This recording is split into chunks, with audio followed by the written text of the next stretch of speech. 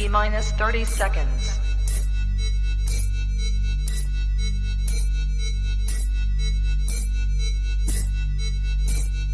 T-minus 20 seconds.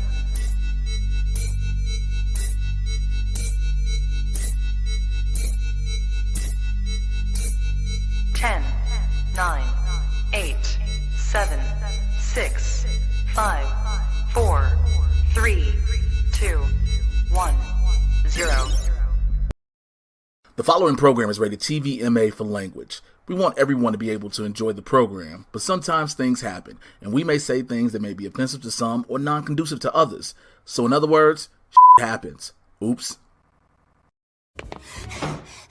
Niggas coming.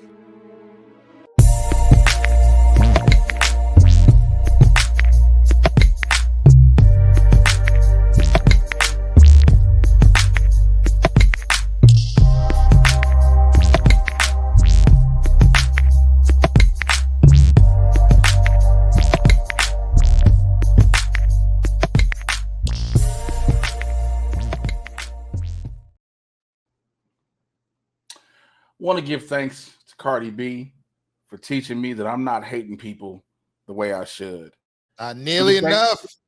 I want to thank Kendrick Lamar for teaching me I'm not hating people the way that I nearly really enough. It's not enough. Really enough. You selling niggas never, but it's not enough. Not enough. We all have ops. We all have haters, but I've learned after listening to Cardi's new album and re-listening to Kendrick's, I don't hate you enough. I'm not even Kendrick's album, the Kendrick diss songs. If I don't hate, I need to be on a hater level of a grand scale. What's happening, everybody? Welcome to another all-new episode of Blerds N The Hood. Before you do all that, man, here's to the haters. Suck my dick, nigga. Oh, that's what. Okay, hold on. I didn't know I needed to pour it already. I mean, this isn't what I was going to tears the shot to, but you're right. Fuck them haters. Come on. Feel free to hate on me. If you ain't got a motherfucker to hate on, bitch, hate on me.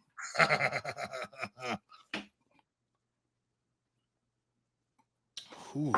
All right, let's get this out the way real quick. You're not going to say who you is first? I was about to do that. Oh, I thought you were about to say the situation. I didn't know. No, well, what's going I'm your resident supervillain, Mr. Jay Washington. And I'm the Swaggy Blerd Winston A Marshall. We got that out the way. Now. Why is who we are the shit we got to get out the motherfucking way? We introduce who the fuck we are. It's out the way now. You're watching this, but we pre-recorded this last night. Here's why. We told y'all we're back weekly. We told y'all we want to make sure we got the show for y'all. But we also told you there may be times where either one of us has something to do, this, the third. If you're watching this, you might be so lucky enough to see me in two places at one time. You like, this nigga's magical. Because I'm also, this nigga's magical. Really? That's what you want to go with? This nigga magical? Yes. Yes. Okay. I just thought that we were trying to break the stereotype of the magical Negro. Touche. I'm just gonna throw that out there. There can only be one magical Negro. That was a good sketch. That was a good sketch. All right, sketch. So I'll be down tomorrow, Wednesday, today, whenever you're watching this. I'll be in San Diego. Now, you know, traffic from Los Angeles to San Diego. You're like, oh, that's not a fun trip. It's gonna take you that long to get down there, bitch, please. So actually a round trip if you were trying to race back and shit. Hell no. Here's the thing, coming back from San Diego has never been an issue. Sure. I've never getting back, bro. The reason I bring this up, sometimes depending on traffic, it can take anywhere from 2.5 to 3, maybe 4 hours to get to San Diego. That's just traffic going south, right? I've gotten back home in the San Fernando Valley from San Diego in 1 hour and 20 minutes. That's insane, and that means you're doing like 90. That's not. First of all, I was not doing 90. I was doing 80. Sound correct. Just the sheer number of miles. I gotta believe at minimum it's 2. I don't like, because on average it's somewhere between 2.5 to 4. This like nigga don't believe himself. That's all I'm hearing. Hold on, I'm gonna Google this shit right now. This Let's nigga see. don't believe Pirates himself, y'all. Stadium No, they're not the I Pirates. What always is feel the like Padres? this. The Padres. Padre. I don't know why you said Padre. Yeah, nigga. I'm gonna make it 2 hours back from Philly. Petco I Park. mean, from Pittsburgh. Excuse me, Pittsburgh. Okay, Petco Park, and then let me see if I remember the address. I probably do. Yep. Okay. Let's Your address? see. Well, no, I'm to get back to your place, which used to be my place, nigga. See, this says 2 hours and 15 minutes. If you're doing it in 120, nigga. Right now. So here's the thing. You literally have mapped it right now, 6 p.m. Pacific time, rush hour. Which so when would you be leaving? When would you be leaving? 9:30, 10 o'clock coming back. Okay, so to that point, ain't no rush hour. It's all green. Like it's showing me a green number, my nigga. It's showing me a green number, not a red, not a yellow. It's showing me a green number. I call bullshit. And if you're really gonna do this, then I put this to you. Okay, maybe not 125, 135, 140. Here's my request. My request, nigga, go live while you driving. You don't need to be talking directly to the camera just so we can see the time frame. You're like, I'm starting the thing, and then just go. And I want to see this in real time. Do they let you stay live longer than an hour now? Oh, I have no idea. I don't be going live on Instagram and shit, so I don't know. So okay, because here's the thing. Okay, I'll say hour 40 tops. Hour 40. Okay. I will give you that because that means you're cutting off about 20 to 40 minutes. Cutting off an entire hour, my nigga, is insane. That is insane because there's no traffic right now from San Diego to your house. Bro, I feel like, let me tell you something, man. I feel like, first of all, I want to make sure I move the mic, and if it goes out, my bad. Hold on 1 second. Let me adjust the microphone. Okay. I feel like the GPS arrival time is a suggestion. And sure, but it's not that off base. If you were cutting an entire hour off, you were doing something highly illegal, and your engine probably is not happy with you. My car has 3 modes: normal, smart, and sport. When that bitch goes sport, I guarantee you sport is not doing 145 miles in an hour and some change, and is anywhere near okay with you continuing to drive it after that fact. You're pushing over 100 to do that, bro. Because think about it. You 145 miles from Petco Park. I don't know exactly where in San Diego you are from, but let's call it Petco Park to So when it's literally 145 miles. Huh? San Diego County, because like I could be somewhere in Solana Beach, which is still San Diego County, right? Not San Diego proper. Okay, but Solano Beach, looking at this map, is roughly about 20 miles from Petco Park. That's, call it another 20 minutes because it's not rush hour and that's on the freeway.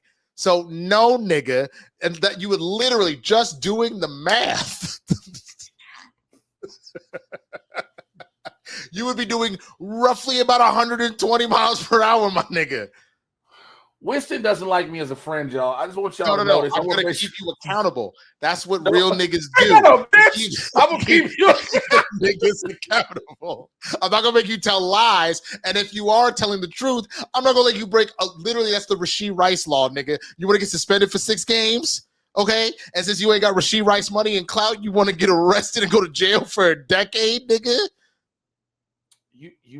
You right. By the time you get out, your baby gonna be your next baby gonna be in college. You literally gonna do time just so you can get back from say they're gonna prove a point, nigga. First of all, in order for me, so here's for those who don't, my daughter just turned 12 this past weekend. Oh, she's 12 now. Damn. We'll get to nigga what we've been doing in a moment. Her college is in 5 years roughly, depending on No, who you telling? I just remember when I met you and how young she was. That's fucking crazy. I remember when she was born and how innocent she was, and now she's a bitch. Look, wait, you can't be calling your daughter no bitch. Come on, man. Hold on. Let me say this because I'm gonna make sure I clarify for people to go, "Oh my God, he just called his daughter a bitch." My preteen daughter, who is going through all of her hormones, has become a little asshole. That I think you can get away with. You call children assholes. You can't call your daughter no bitch, bro. My mama called her that one time, so I can't. That's between her mama. I'm rolling my eyes at her mama for calling her a bitch. I'm gonna be honest with you. You can call child an asshole. I've learned this. Every woman with a daughter at one point in time, while her daughter has going through her like preteen and teenage phase, have been like, this little bitch, because she'd be like, I want to kill her, but I can't. Okay, that's every a little woman different. I know. That's a little different. That's a little different. There's a little bit of difference between. That's the way I'm saying. I'm saying it the exact That's not what you same said. way. You said no. What you said is my daughter is a bitch. That's what you said. That's completely different than this little bitch. There's something about that that's a little bit of a different preamble. It's how it's being said. My brother. Ain't that what we've been arguing about with people over the past weekend? Context, my brother. Context does matter, but that's kind of what I'm saying. The context of this little bitch right here. That the context of that is like just the frustration that's building. You don't actually mean she's a bitch, but you are mad. Versus my daughter is a bitch. Just reads completely different, bro. That's all I'm saying. Like words my matter. daughter. So first and foremost, before anyone who is new to the show has anything misconstrued to say, I'll come off the deep end. Let me make sure I clarify this out the gate. No. I want to do this real quick before I continue on with the jokes. You better ask somebody how I feel about my daughter. You better ask them. You better ask somebody. I think the show was out here thinking, who are these niggas? Man, because I tell people I literally lay my life down for my daughter. This is not a euphemism. When I tell people, if I find out my daughter told me somebody was fucking with her in her school, her mom had to keep me from coming up there immediately. It's a similar thing.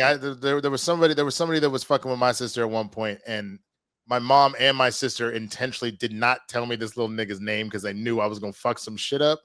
And they actually told me the wrong name and almost fucked up the wrong little nigga over this shit just because they were like, okay, we'll tell you. I just want to make sure we have this understanding real clear. But her now who she is and who she's becoming. So what I tried to do, I said, hey, for your birthday, since I can't come up there, because I was looking for different ways. Flights were ridiculous. I was even going to I said I was going to try to do something I said I would never do again. And that was going to Greyhound bus it up to her. And I tried that, and that shit was ridiculous. But I said, hey, is there a movie that's coming out or that's out that you want to see? I was like, I'll put us together. We can watch it online together, blah, blah, blah. Have a daddy-daughter date. So I bring up a bunch of movies that I don't know.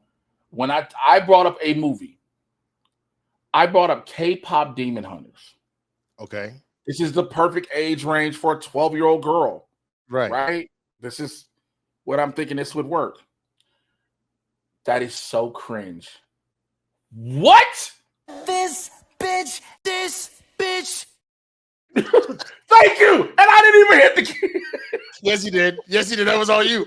I was like, you maybe didn't physically do it, but emotionally you did that shit. It's so cringe. Oh, it makes I was like, what do you know about cringe? It is cringe. I said, okay. All right, baby girl. Cool. But all of that is said. All of that. I said all of that, Mr. Winston A. Marshall. My nigga. A nigga moment. Man. Nigga. My nigga. What you been doing? Because that wasn't my nigga, what you been doing. I just want to make sure we clarify that. That's fair. That was just you telling a story about your daughter. Yeah, man. It's been kind of a wild couple of days. And in particular, I think probably the biggest thing that has kind of happened to me in the last couple of days is this. This is Asia Wolfson, man. This is our new dog that we just got, man. She's fucking adorable. She's hella shy. She's very fucking like cuddly, man. She wants to meet everybody that comes in. She's like, "Who are you? What's up?" And like, she's got a normally long tail for a dog her size, so she's able. You know how girls be joking all the time with dudes being like, "Oh, can you make a helicopter?" Her tail literally fucking helicopters because the shit is so. She is genuinely an absolute angel, man. I'm a big fan, and so we've just been getting her accustomed to everything. The one thing that she's not super good at it, she's not good at stairs, and we live on the second floor. So every time we got to take her for a walk, first it's a coaxing. She's like, I'm not doing that shit. And I'm like, come on, you can do it. And you like hype her up. I'm like, MVP. And then she'll like hilarious. Like a newborn fucking cat, bro, just hustling down the stairs. But she's absolutely adorable. I personally am a little tired just because between that and work and like other like major life stuff and shit, I feel like I don't ever stop right now. Like I get probably like a good 4 to 5 hours, but it feels like I'm getting 30 minutes because it just don't stop. Because even this, I'm happy to do the pre-tape. And this is my suggestion, knowing that you weren't going to be here. And obviously, like you said, we wanted to make sure that the consistency is there. Eventually, we'll get to a space. We got to take a week off. We take a week off, but not at the beginning, right? Today was get up, handle some house business, make sure the dog was good, and get her on like a walk and whatnot. Because the other thing, because it's like her first few nights here, she's not peeing at all. She's actually very shy at going to the bathroom. So she's only gone to the bathroom, I think, twice since Sunday. Is she a rescue? She was a street dog / stray. So she specifically will only go to the bathroom like hidden in a bush around the corner where nobody or nothing can see her, just because obviously having been on the street, she, you know, probably got attacked or whatever else. Obviously for animals in general, it's a vulnerable time, but if you've been through that trauma, you know, that, so to that point, but again, sweetest angel, all that kind of stuff, but trying to get her to do that. Once that all finished, immediately went into work, which I thought I was going to have time to work and help prep the show more than I did. And I wasn't, and immediately went from that into another live stream with Roka. And then as soon as that was over, us doing this. And when this is over, then I got to record some more shit from my channel and edit some clips out for this and some other stuff. Like I'm literally going to be working until probably midnight or 1 a.m. tonight. And then I got to get up for work at 8 a.m. Like it just don't stop, bro. It's just a cycle. So happy to do it. I'm happy to be putting myself out there like that. Got auditions coming through finally after a minute, which is good. Like all that kind of stuff. But when I tell you the first day I ain't got to do nothing, I'm screening everybody's calls, yours, Kristen's, my mama, everybody's calls getting screened. It's going to happen because I'm going to need some alone time to just decompress. First of all, let me just say this for the record. I don't call you. That often, no. No, that often you won't. No, but if you call me on the day, I will screen your call. You know, I don't call. Not that often. Because again, Winston is, this is how Winston treats me, boys and girls. Stop Here's a it. story. Here, nope. Allow me to tell my side of my story real quick while I do this. Thank you. All right. Here's the thing. Winston keeps me separate from his other friends. He's like, this nigga's too niggerish. And so he's like, I can handle his niggerdom on the show. And I'm like, sometimes nigga, no. Are you or are you not coming to the thing? That see, no, this is how this works. There's a certain thing that doesn't count. That doesn't count. Why doesn't that count? Because you just want everybody involved. It's like a Halloween party. That's not true. Okay? Look, I tried to invite you to a Sparks and be like, oh, I can't make it, dog. I got other shit going on. I had a show. I can't make it, dog. I'm out here doing stand-up and shit. First of all, no, I had to work. You don't get to that one. But don't sit here and act like that, bro. Don't even act like that's what that shit is, because it's not, okay? You were trying, but it's not. I'm not gonna let you. I'm not gonna let you at all. Continue your statements. So all that's being said, man, it's these are happy problems. I mean, the fact that like when I started doing like watch along reactions with Christian, and the one we're doing for Demon Slayer is doing well, which we needed it to do well, because his whole thing was like, if it's not gonna make money, I'm not gonna do it. It did well enough that he's like, great. So let's do another 2 or 3 of these in the next week, which is good money-wise, but that also means shit. I gotta find another 2 to 3 hours a day to sit down and like watch more shit while I got all this other shit I gotta do. So it's, again, happy problems at this particular moment. The only thing I ever worry about with that stuff, and it's the same thing I was been worried about you for years, if you don't ever take 2 seconds to actually rest, you can't actually get the gains. You know what I'm saying? You start to diminish. My therapist. My therapist prescribed me a planner, and I'm going to get it. No, she didn't say Prozac. She didn't say nothing. She said, I'm prescribing you a planner, nigga. My therapist prescribed me a planner so that I could so that I can schedule myself rest. I appreciate And that. I think that is hilarious. But that's real fucking shit, bro. Because again, as someone that loves their fitness as much as you do, you know, goddamn well, if you don't give your body the proper rest and the proper like fuel, like food and shit, you ain't seeing no motherfucking gains. You know that shit. Very true. So to that point, Mr. Jay Washington. My nigga. A nigga moment. My nigga. What you been doing? I was waiting on this moment, and all jokes aside, I was trying to debate with myself if I was going to be serious or joking when you asked me. Okay. I've been stressed a lot. Okay. And the stressing is coming from my feeling of stagnation. Fair. I've hit a point in my career where I'm doing things productively. Okay. I feel like I'm doing things horizontally. Okay. I don't feel as if there's a vertical ascension. Okay. I base my career off of, did I do this thing? And those are benchmarks for me. Sure. So I don't have a direct relationship, right?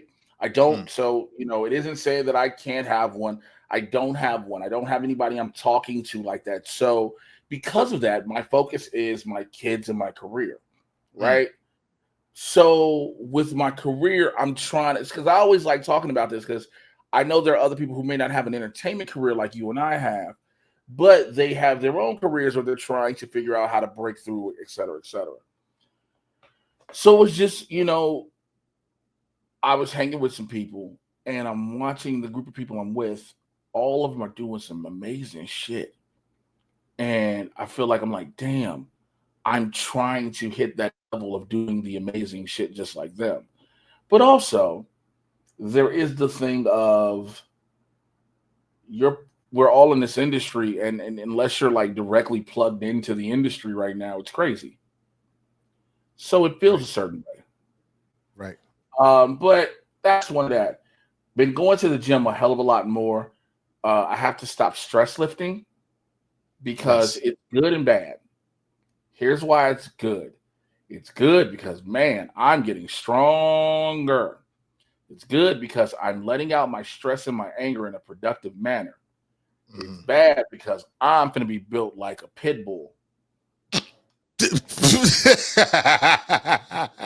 don't know why that was fucking funny to me. I don't either.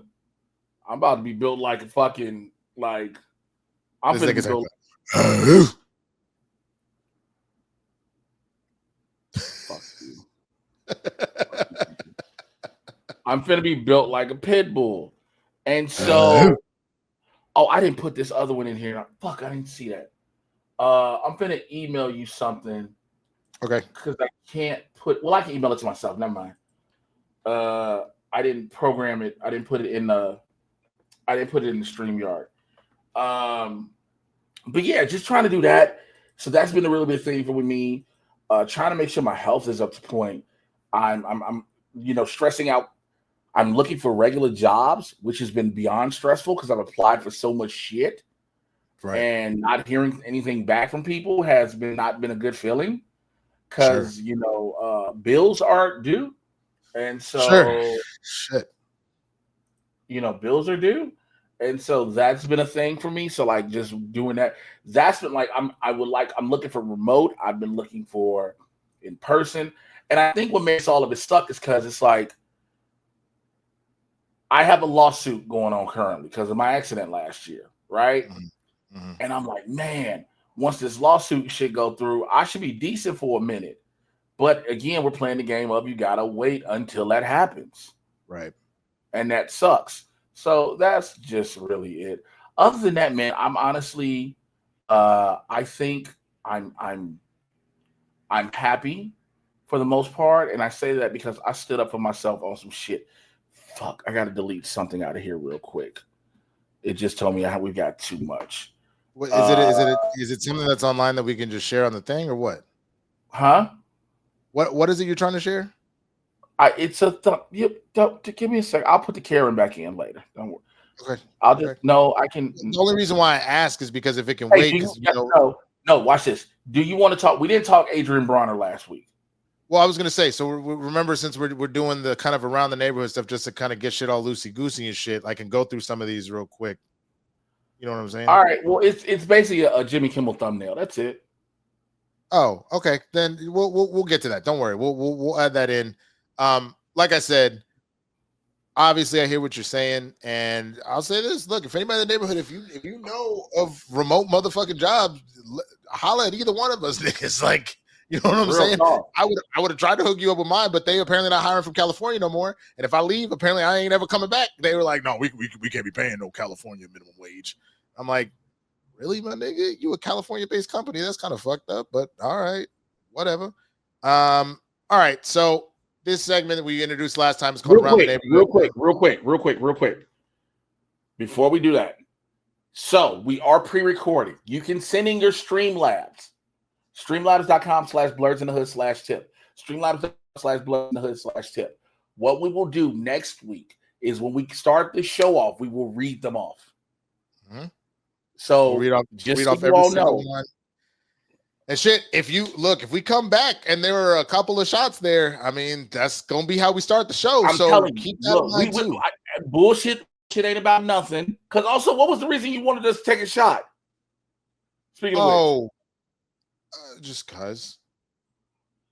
Oh, okay. I mean, look, from the standpoint of welcoming the little one to the family, your show in San Diego. I don't fucking know, nigga. We just cause. No, I thought there was something else because we took one because of fuck these haters, and I thought it was something. So I was like, I didn't want us to miss the reason you had it.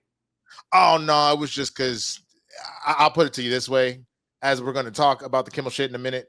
It's just been a long motherfucking week, and dealing with banana heads has been rough. So I just figured. Hey, brother, listen. As somebody who's been going in on everybody across social media, I get it. So yeah, again, Streamlabs.com/Blerds in the Hood /tip.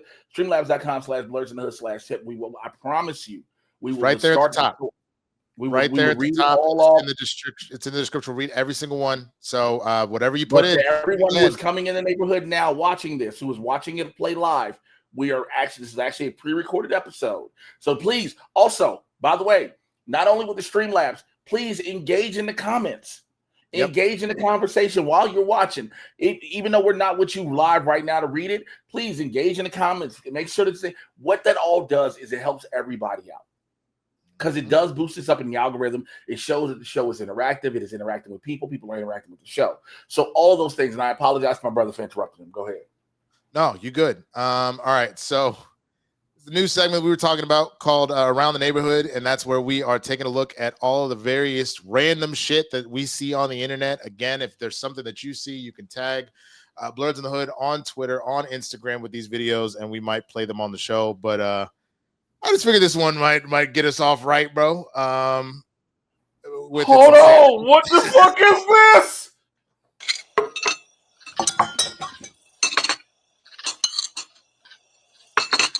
Daddy? I just think there's a reason that we come in different bags. Howard. Daddy, all that matters is he's sweet. He ain't half as sweet as white chocolate. I hate you! New M&M's dark chocolate. Yo. Let me tell you something. If it didn't have that N in the middle, let me tell you something. If it didn't have that N in the middle, I'd have thought it was the real commercial. If it didn't have the what in the middle? The N, because the M&M's has the ampersand in the middle. Yeah. Hey man, I thought you would appreciate how fucking crazy that shit is. And we're not gonna stop there. I think there's nothing funnier personally than pranking people in your family, especially the patriarch. So you might appreciate this shit, bro.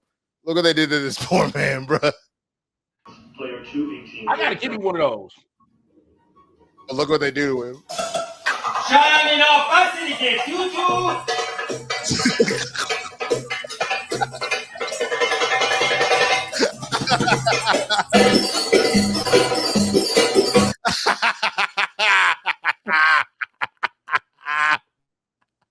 Hey, my man's faces.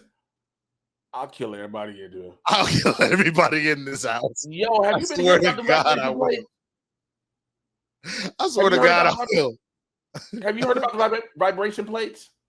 No, but I heard they engage your core. That's part of why people get them, right? It engages your core and it's great for lymphatic drainage. So as you get older, your body's lymphatic drainage system needs to be almost like jump started.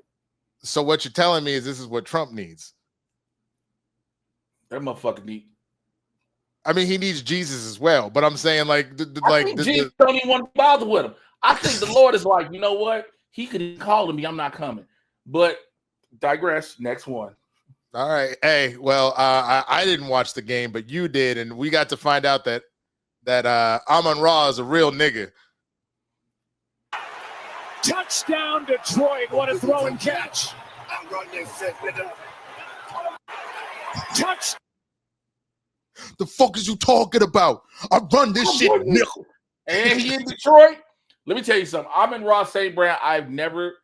First of all, I am a Chicago Bears fan. Which, by the way, And if you want, I didn't watch the game. I don't care. oh, look at him all salty. I didn't watch the game. I don't care. I didn't. I literally told you I was at first at a cancer fundraiser, and then I adopted a dog. So I literally didn't watch the game. I'll be honest with you. I had a feeling this was going to happen because eventually your luck is going to run out, and that like you got this, like your defense is that bad. The minute I heard they put CeeDee Lamb in a rushing play and he fucked his ankle up, I said, "Oh, we're about to get blown the fuck out, bro." And lo and behold, what was it? 34 to 14? 31-14, Chicago Bears over the Dallas Cowboys. But as a Chicago Bears fan, I do understand pain and hurt. I do understand disappointment. I do understand despair. And I would normally never root for anyone in the NFC North. It is just a cardinal rule. We do not root for them. However, Amon-Ra St. Brown's on my fantasy team. That's because he's a real. I'll run this shit, nigga. Hey, but I'm gonna tell you right now, Jay. I know exactly how you were feeling when you were watching that fucking Bears game, especially that deep ball to Rome, who was wide the fuck open with the touchdown. I know this was your ass during the game, bro.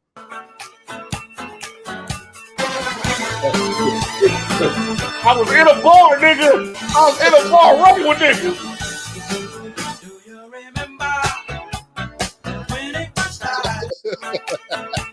That meme has been fucking killing me. They started putting him to every song, bro. They started putting him to Celebration. They started putting him to every motherfucking song. Let me tell you something. So I was at a spot first before I went to go watch the game. But there was a Bears Cowboys watch along. I invited you to, Right. And I went to it towards the end of the fourth quarter. So fourth quarter started, and I was like, "Hey," I told my homeboy to put it together. I said, "Hey, man, I'm just gonna tell you this right now. If these niggas start losing because I walked in here, I'm leaving. I'm not gonna jinx you." I said, "I'm leaving." So when they scored, he was like, "You can stay."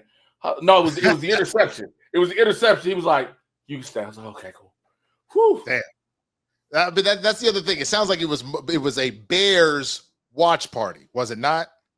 There was 2 Cowboys fans there. That's exactly why I didn't even want to be in that bitch if I had been free. Because I'm not trying to get jumped and mollywopped and talked on. Because either what happened, and it was nonstop shit talking, or the Cowboys whoop on the Bears' ass, and then I'm getting jumped by a bunch of Southside Chicago niggas. No, it was a bunch of white dudes who probably was from the North Side. You'd have been okay.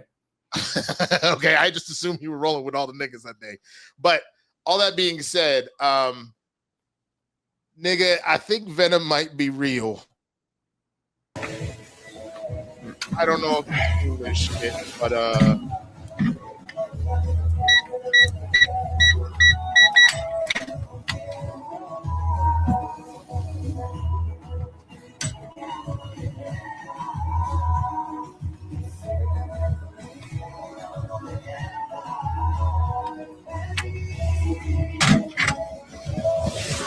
Okay.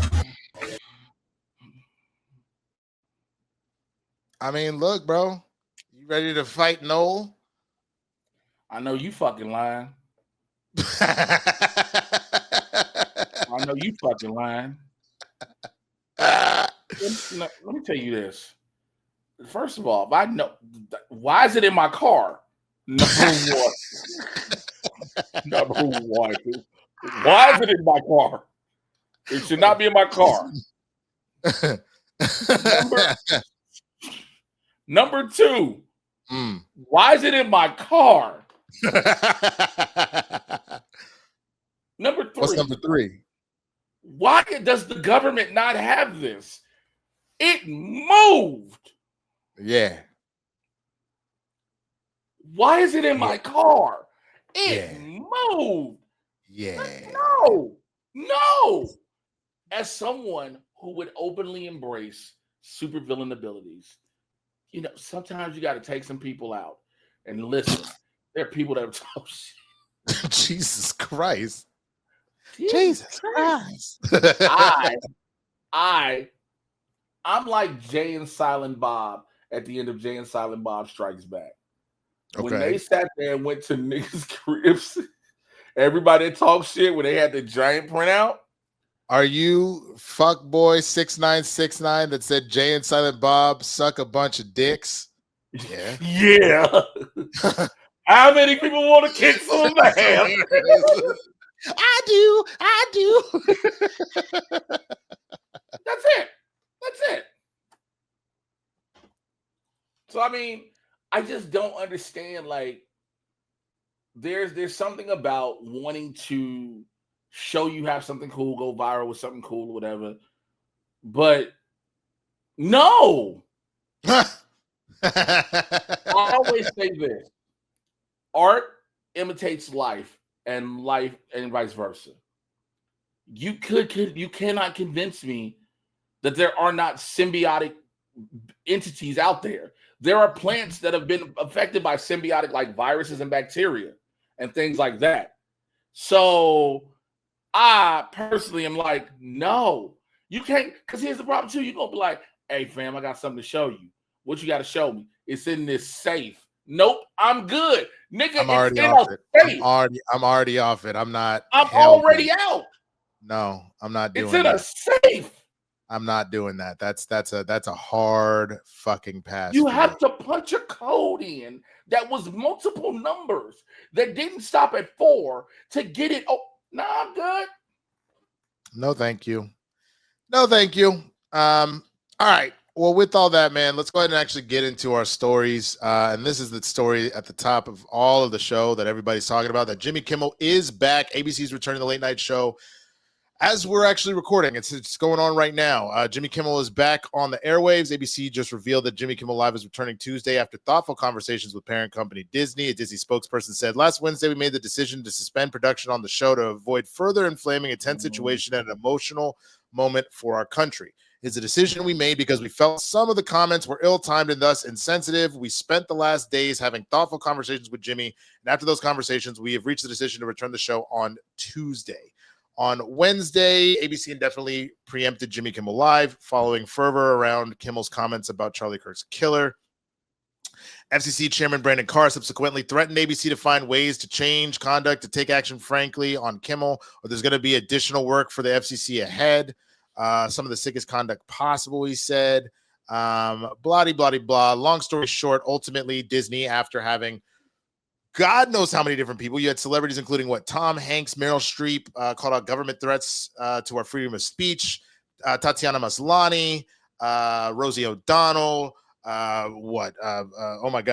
Ruffalo, Colbert, Fallon, Myers, Oliver, all of them, all going in on this and how horrible it is. You even had right-wing politicians like Ted Cruz. I'm sure you saw that Ted Cruz bullshit talking about, he went on there and he said, you could do this the easy way, you could do this the hard way, with his shitty ass fucking mafioso voice. And everybody agrees. This is a slap in the face of freedom of speech. And so, you know, it was already shitty that Disney folded in the first place, but I'm happy to hear that they've reversed course here. But I think a lot of it just came down to they were losing money hand over fist. Yeah.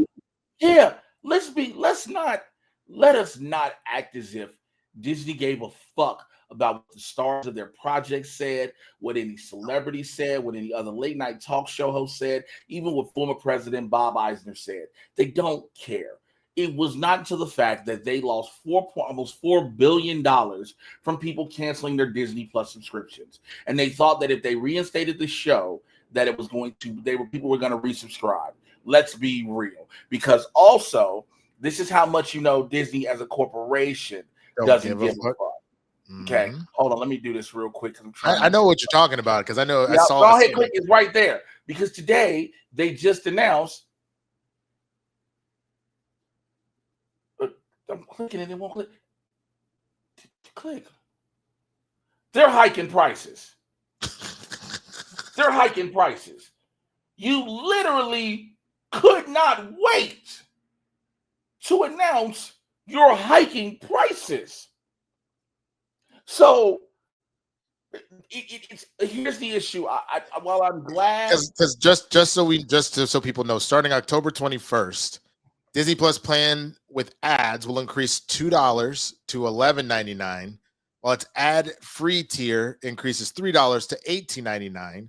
Hulu increases prices that same day, with the ad tier going up $2 to $11.99, and then ESPN Select will increase by $1 to $12.99. And apparently bundles are going to be increasing in price too. So, because I had the Disney Plus Hulu bundle, keyword had. This is how much and how frequent people were canceling their subscriptions. The website to cancel crashed. The website crashed.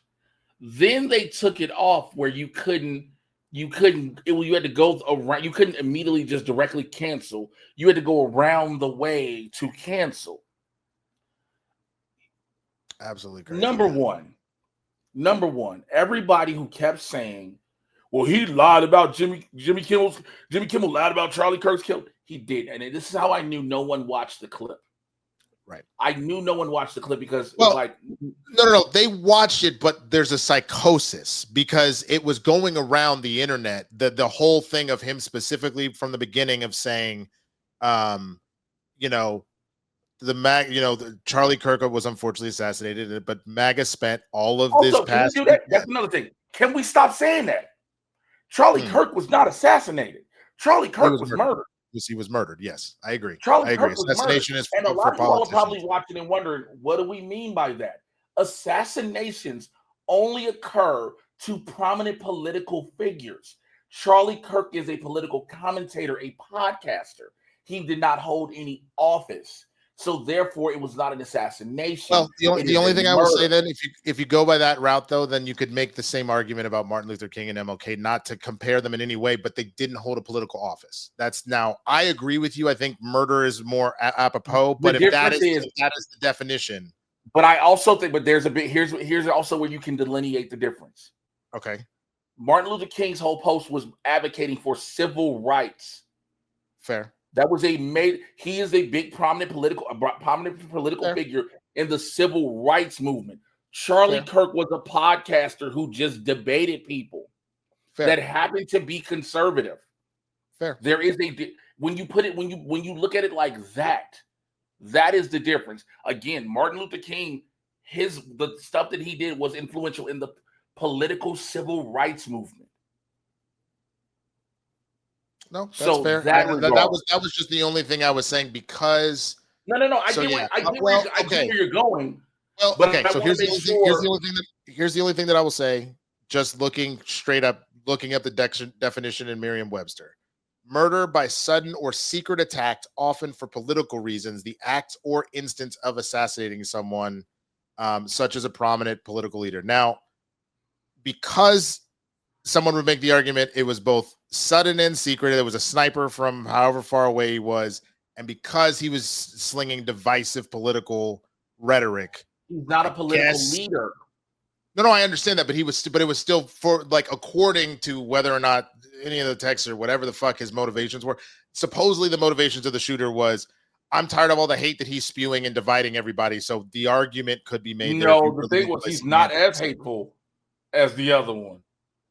No, I understand that, but I'm saying, but you see what I'm saying is that's all. That if you really wanted to argue the semantics, the point is what Jimmy said, especially from the standpoint of what he said about the thing wasn't even a joke about the killer or about Charlie. It was about Trump's response. It was the fact he teed it up with the idea of people on the far right or MAGA Nation kept trying to pin this on the left the whole time, saying this was somebody that was involved with the left. That is a fact. That they spent the entire time being like, it must be a crazy lib, it must be a trans person, it must be this. Came out about the shooter. Literally, that's all that was talked about for a minute. What then was actually joked about was, and Trump's response was interesting. And then he was Trump was asked, how do you feel about it? He's like, oh, I'm doing fine. And also, the ballroom's almost done. Look at the ballroom. And that's when Kimmel's joke was, he's in the last stage of grief, construction. That was the joke. That is Speaking of Kimmel being back in the Disney Plus, sorry to interrupt.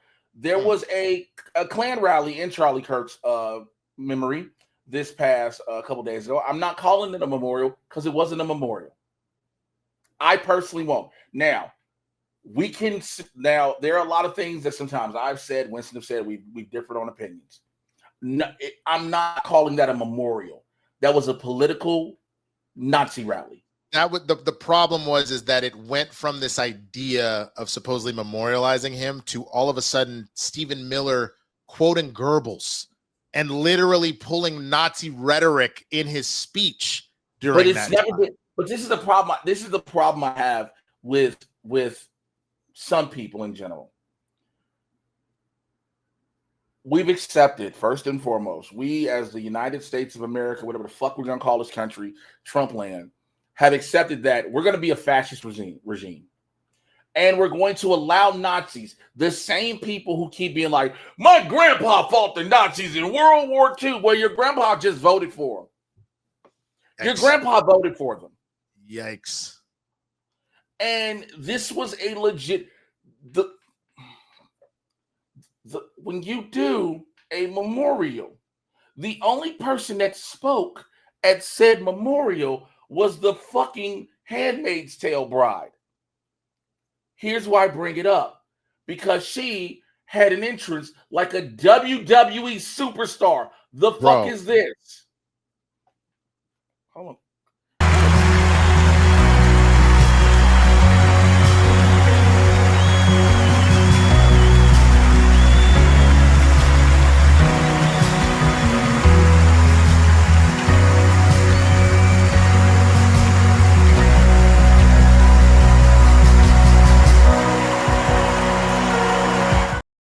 The video was actually, I cut it to 30 seconds. The video is over 2 minutes long. But someone told me that she looked like literally if you put Goldberg's music in, it looked like the Goldberg entrance from 98 when the WCW was shit, bro. There is, again, this was all a fucking a display. It was a facade. There is no reason to need pyrotechnics to come out. Bro, but look at this. Look at this. So this is what I was talking about. So Stephen Miller was actually, like I said, as people notice, he quoted Joseph Goebbels. The storm is coming. Goebbels. Excuse me. Goebbels. The storm whispers to the warrior that you cannot withstand my strength. And the warrior whispers back, I am the storm. Erica is the storm. We are the storm. And our enemies cannot comprehend our strength, our determination, our resolve, our passion. Our lineage and our legacy hails back to Athens, to Rome. Like this is the shit that they were doing. You know what I'm saying? So it's just like, look at the, if you can't pull up the pics that I put up from that are marked Klan Rally 1 through 4. Just look at this. Again, why does he need pyrotechnics? Not just that, damn, dude, I forgot the shit that he said. Yeah, I got it. Did I pull it? God damn it, I didn't add it in here. No, I got it. Don't worry. I got it. He goes on to mention about, again, this is supposed to be a memorial. Right. This is supposed to be a memorial. He is mentioning about tariffs and the country is doing it. Or the best part, Charlie believed in forgiveness and forgiving his enemies. Oh, here you go. Here you go. I got you. In that private moment on his dying day, we find everything we need to know about who Charlie Kirk truly was. He was a missionary with a noble spirit and a great, great purpose. He did not hate his opponents. He wanted the best for them. That's where I disagreed with Charlie. I hate my opponent, and I don't want the best for them. I'm sorry. I am sorry, Erica. But now Erica can talk to me and the whole group, and maybe they can convince me that that's not right, but I can't stand my opponent. Like, this is literally supposed to be the person that is uniting the country. And people want to turn around and constantly be like, you guys just have Trump derangement syndrome. When has he ever said anything? Blah, blah, blah, blah. And this is paired with every time he's been in interviews talking about the enemy within and all this other bullshit. And what he made, I guess, a statement to label Antifa as a terrorist organization. My nigga, who is the leader of Antifa? Where is their headquarters? Like, what? Also, please tell me what Antifa stands for. Anti-fascism. Absolutely. But beyond that, in order to name an organization a terrorist organization, I would like to know, where does this organization exist? What are their colors? Do they have a logo? Have they ever put out a statement? I would just love to know what this organization is that you're talking about. That goes to the asinine nature of the dope head, the dope fiend that's in charge of the FBI. Kash Patel trying to label transgenders as a hostile threat. I heard about that too. Fucking crazy. Look at all this shit. Like they're bearing the most informative bullshit ever. The shit that got me, nigga. You didn't actually bear the cross. You put wheels on it. You put wheels on it. That's the type of shit that Jesus would. He bared the cross. Absolutely crazy. The fact that when they left, left all the trash outside.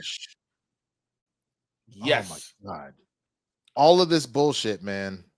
All of this bullshit. And then we didn't even add it to the rundown, but I forgot. I mean, I was going to put it in. I was going to just throw a thing in there. So again, that was another thing I think I didn't put in. I put a video in. I didn't put what I wanted. So yesterday, the Orange Fuck Muppet decided to say that the FDA, You did put one. I see it down here at the bottom. I see it at the bottom. You put a video. I said, but I didn't put a picture asset, which I thought I was. That's fine. The FDA was going to recommend that doctors no longer recommend Tylenol to pregnant women because supposedly Tylenol links to autism. Now, here's the issue.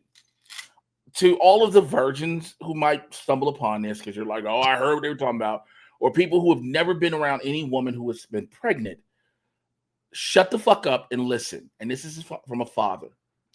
Pregnant women are only recommended and allowed to take Tylenol for pain because that is the only pain reliever that will not affect the child. Not ibuprofen, not naproxen, only acetaminophen, which you noticed I said that word, right? You see how easily it came off my tongue? Acetaminophen. But the fucker in the White House couldn't even say the word. But then this is how disrespectful he gets when it comes to him talking about autism and Tylenol and things like that. This country is going through what parts of the world are going through. And I will say there are parts of the world that don't take Tylenol. I mean, there's a rumor, and I don't know if it's so or not, that Cuba, they don't have. Oh, sorry about that. I switched it and I didn't realize it was stopped. Yeah. Just go back and then just gotta wait. Oh, I didn't know that it would do that. I thought it would play all the way through.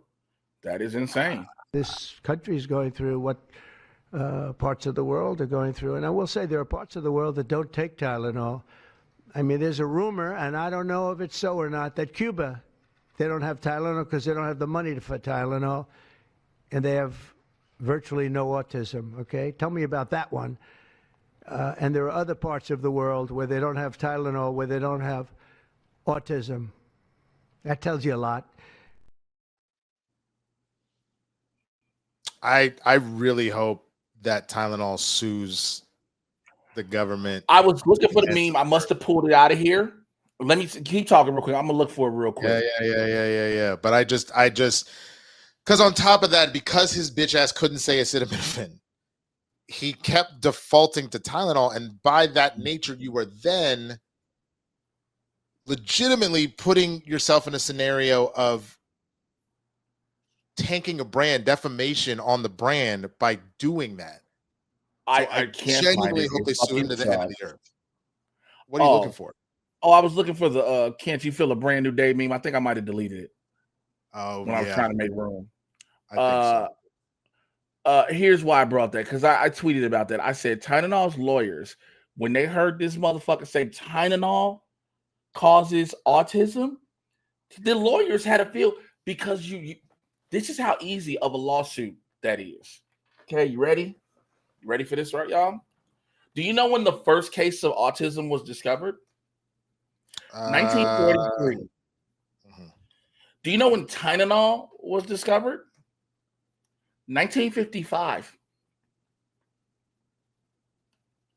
Therefore, you cannot link the two. You cannot. But also just from the standpoint of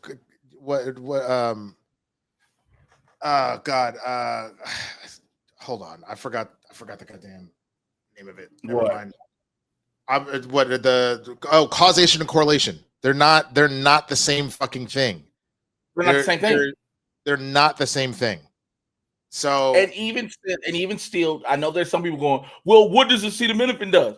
Acetaminophen is the generic name.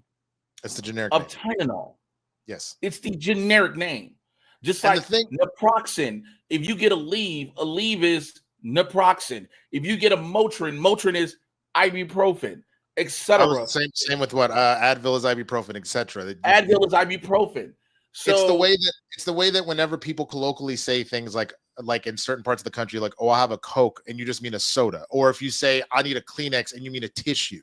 Yes. There's a point at which brands, like, I'm going to get an Uber, and you really just mean a rideshare because you might have meant a Lyft as well. Like it is the idea of there's a word for it, but I don't remember off the top of my head. But the idea of a brand kind of replacing overthink, but that's the problem.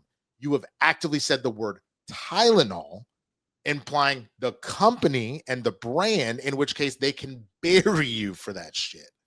And they are going to. But here's the reason why he did it.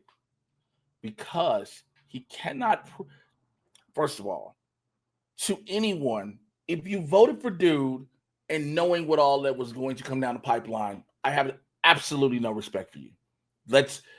I just want to make that perfectly clear. Please know, I don't respect you as an intellect. I don't respect you as a person, because anyone with an intellect can see that he was going to put a bunch of Remember, when his first term came around, he had qualified individuals, but because those qualified individuals didn't kiss the ring, they were fired.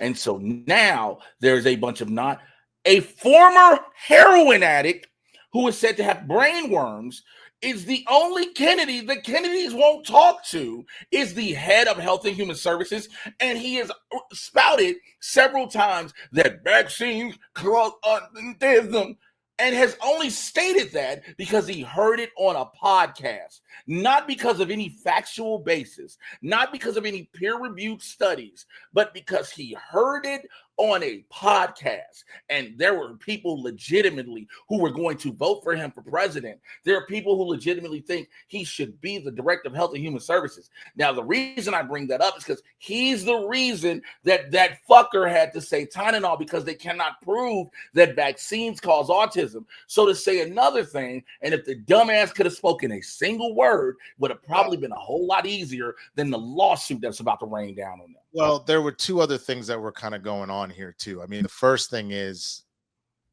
again, the idea is turning around and making absurd amounts of money. So they started off by saying acetaminophen or Tylenol was what's causing autism, but yet I think it's folic acid is one of the few things sold by fucking Dr. Oz's company. And so that's the thing. So folic acid specifically, as somebody that's pushing that extremely hard with the company iHerb, is Dr. Oz. And so by doing so, once again, you are now pushing more money into the pockets of somebody that you have assigned as part of your administration. The second thing is, and this was something that I actually learned talking to Kristen, who stays very aware of all this stuff and what's going on and how this was always a part of Project 2025. One of the main things that they're trying to do is there is this level of continuing to punish women as this stuff goes. And in some ways, they're trying to treat it as a, well, you're closer to God when, because they want to get rid of epidurals and everything else. Like, they're closer to God when you do all this naturally and blah, blah, blah, blah, blah, blah, blah. But the idea of also just punishing women, because Tylenol is one of the few things you can take when you have a fever, when you're having any sort of pain and complication during your pregnancies, by taking that relief away, you are then torturing women yet again in a whole other way as far as pregnancy goes. And the thing that's the most fucked up about it, the fact that he actually said, I don't know, maybe just tough it out. If you have a fever for too long, because you are pregnant, so you're already weak as is, because you were trying to sustain an additional life form inside your body, it is dangerous for you to have a fever for that baby, and it is dangerous for you to have a fucking fever, which is why they ask you to take Tylenol in regulated doses, but to take Tylenol to get the fever down so you don't do damage to either person. But that's fine. His whole administration's not in the world of logic anymore. Yeah, we don't. Yeah, normal logic doesn't apply in this situation. All of this is fucking absurd. There is no. I am tired of people just going, "How is this normal?" And the problem is, the people who are being fucked over the worst are the main ones normalizing all of this. I don't know. If you asked me personally, you said, Jay, what are you going to do about it? I can't do anything more than what I'm doing now, keeping you aware of it, giving you the actual fact, no matter if I tell a joke in the midst of it. See, one of the things about me is I might joke about something. I might be angry and be very vocal and be emotional about something when I speak on it, but I'm also very informed. I don't know if you've paid attention in the amount of time I've been doing these shows. Very intellectual. I make sure I read up on and know exactly what I'm talking about to talk about it. And all I can do is inform people when it comes to, voting cycles, election cycles, if you will. I can inform you why this person is worth voting for in the behest of the betterment of everyone. You now have people who are mad at Kamala for the things she wrote in her book, because her book 100 Days about her going through the presidency and all the shit she had to deal with. And it's like, what do y'all expect? Her to not tell the truth?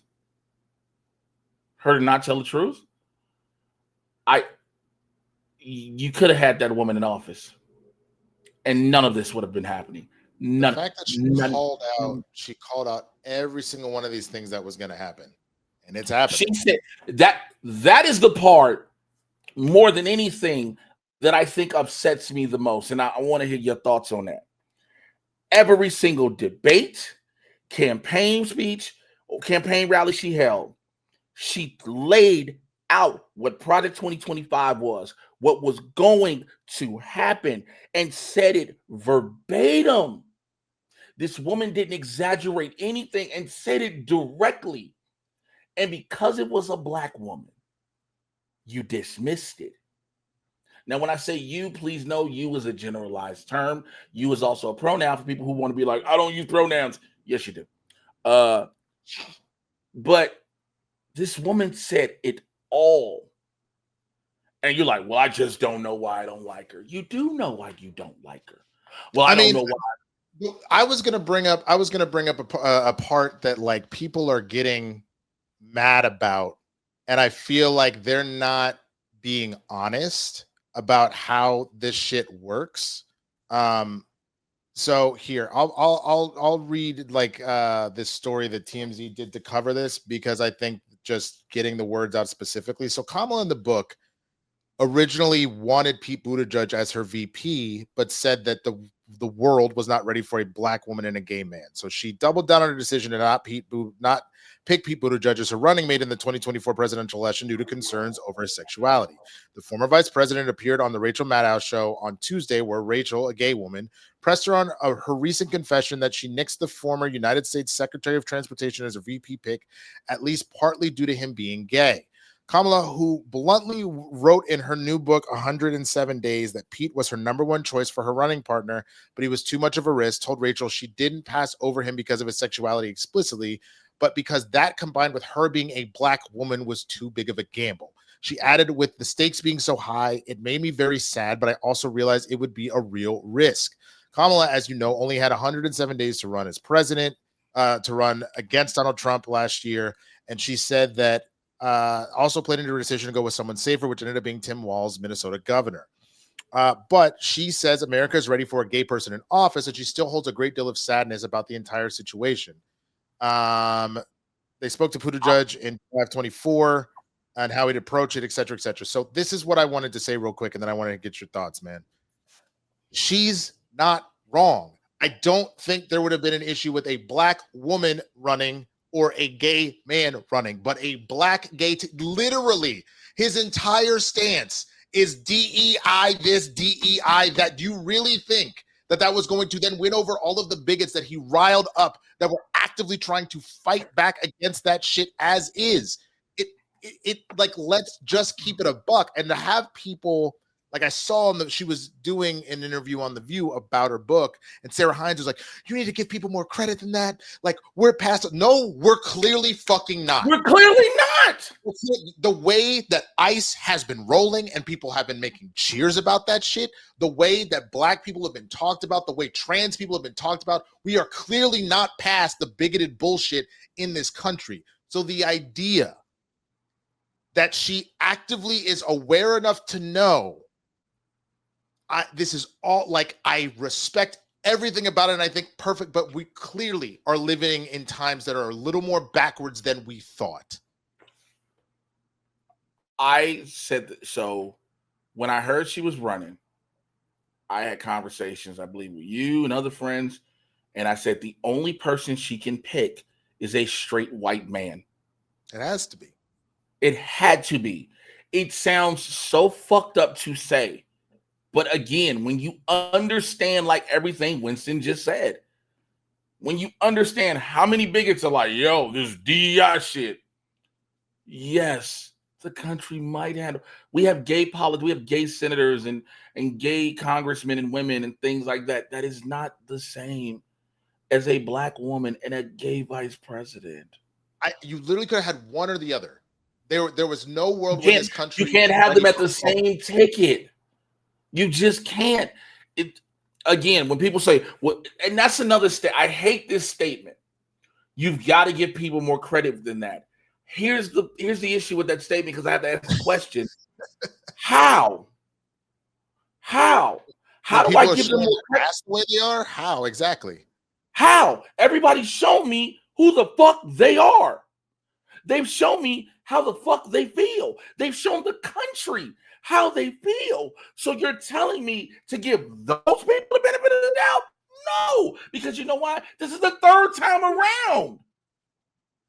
This isn't the second. This is the third time around. And not just that, they're still doing shit like blaming Obama for random fucking shit. Like, I'm sure you saw that coach. God, I can't remember what school he was at. It may have been Auburn. I can't remember. All these white people now want to blame Barack because you're trying to shift the blame. Again, we just played a clip of the sitting president of the United States openly saying, I hate my opponents. I do not wish the best for them. But you're telling me someone who was a president. And people were clapping and laughing about that. What was 2016? Almost 10 years ago, a man who sat in office was divisive because he talked about black and white relations because he knows it as a black man. But also, I need people to stop having this selective fucking memory, because I'm tired of seeing these posts on social media. People like, no, nobody said any racist things or had any racist tweets or posts and blah, blah, blah, blah. When there were numerous effigies of him as a monkey, which, by the way, the black person as a monkey stereotype needs to end. Here's why. And this is going to sound weird for me to say, and some people may take it but just a fact. Monkeys have very thin lips. You know who has thin lips? White women. Now I'm gonna leave that be. Some white men too don't have lips. It's what it is. Okay, maybe you go to like what the baboon. Okay, but they don't really have big lips. But if you look at monkey lips, we're really gonna go to technical term. I digress. But there was effigies of him as a monkey being hung. All these racial epithets thrown at him, etc., etc. All of these things. So you're telling me this man who had to deal with that his 8 years in office, his wife being called a man, the mother of his children being called a man, but you're telling me he was divisive. All he did was work to bring people together. The Affordable Health Care Act is to help all Americans, but Republicans knew they knew it was a good thing, but they needed it to seem bad, so they labeled it Obamacare. Because anyone that had Obamacare, you were getting a handout from the government. You couldn't pull yourself by your bootstrap. But if you get the Affordable Care Act, you were doing what the government should do. Let me give you a direct example of what I mean about this idea of, again, you're asking me to give a benefit of the doubt, but this is how people are actively thinking. So this is the coach that I was talking about. I think his name is Bruce Pearl, who just stepped down as head coach. I think he's still working in their athletic department or whatever, but he stepped down as head coach of the Auburn basketball team because this wasn't the reason why. But when we tell you this is a man that was leading black young men on a basketball team for a while. Listen to I get so frustrated when I hear what a terrible country we are, how racist we are, how this is not the land of opportunity for everybody. Look, we've got a lot to work on, and there's racism that absolutely does exist, and it's wrong. But it's a lot better for my players than it was for their fathers or for their fathers' fathers or their fathers' fathers. And so I want my guys to recognize there are going to be obstacles, but not roadblocks. And that's what Barack Obama did. However, as our president, other than just love listening to him talk because he's such a great orator, I disagree with so many of his policies. I thought in so many ways, rather than uniting us as a country, even by race, he divided us. Everything was black and white. Everything was the obstacles that were against, my players from being successful. I'm trying to teach my guys, look, I don't want you working at Subway. I want you owning 5 of them. And that's possible. I think in many ways, Barack Obama told a different story. So it's hard to criticize him though, because you get a lot of feedback that's really, really negative. My point on Obama the last time was this: he was calling on Israel for a ceasefire. He was calling on Israel to stop the war. He was calling on Israel to release the hostages. And I'm like, dude, they're not the ones holding the hostages. They didn't start this war. The war and the violence and all the atrocities that go on both sides of the war end the minute that Hamas surrenders, releases the hostages. So, again, him going on and saying that Obama was the one that was making things divisive, when in actuality, while I don't fuck with which one's the one that's always on CNN? Van Jones. I don't fuck with him normally, but what he said was correct when Trump first got elected about the white lash and what that was. And there were people that were genuinely pissed off that a black man was running the country for 8 years. And this is the type of shit that he's talking about. The only thing Barack ever said in that type of light is like when Trayvon got killed, he said that could have easily been that's what it was. That's what it was. That was a divisive line for them. That was the divisive line that they said that all of a sudden he was like, look, he's race bait. No, he was bringing a real light to what was going on to black men in America, especially black youth in America. And yet that wanted to be the thing that supposedly Barack made so goddamn divisive about. So I'll say this, man, because I kind of want to move on to different topics because I'm starting to get burnt out on this bullshit. We are living in a world where, for everything that people want to say and try and be like things are so much better, in some ways, sure they are, but let's keep it a buck. We are running that when Trump said make America great again, he was talking about running the fucking clock back so that those of us that feel like the world was getting a little bit better don't recognize that shit anymore. And it starts to look like what it was when we were being shit on constantly. And the idea of torturing women during pregnancy, the idea of saying, I hate my enemies, screw the UN, you guys are a bunch of shithole countries, I do this right, you can't, like this kind of bullshit. Miss me with that shit. If that had been any other president of the United States. If Barack had said that. Huh?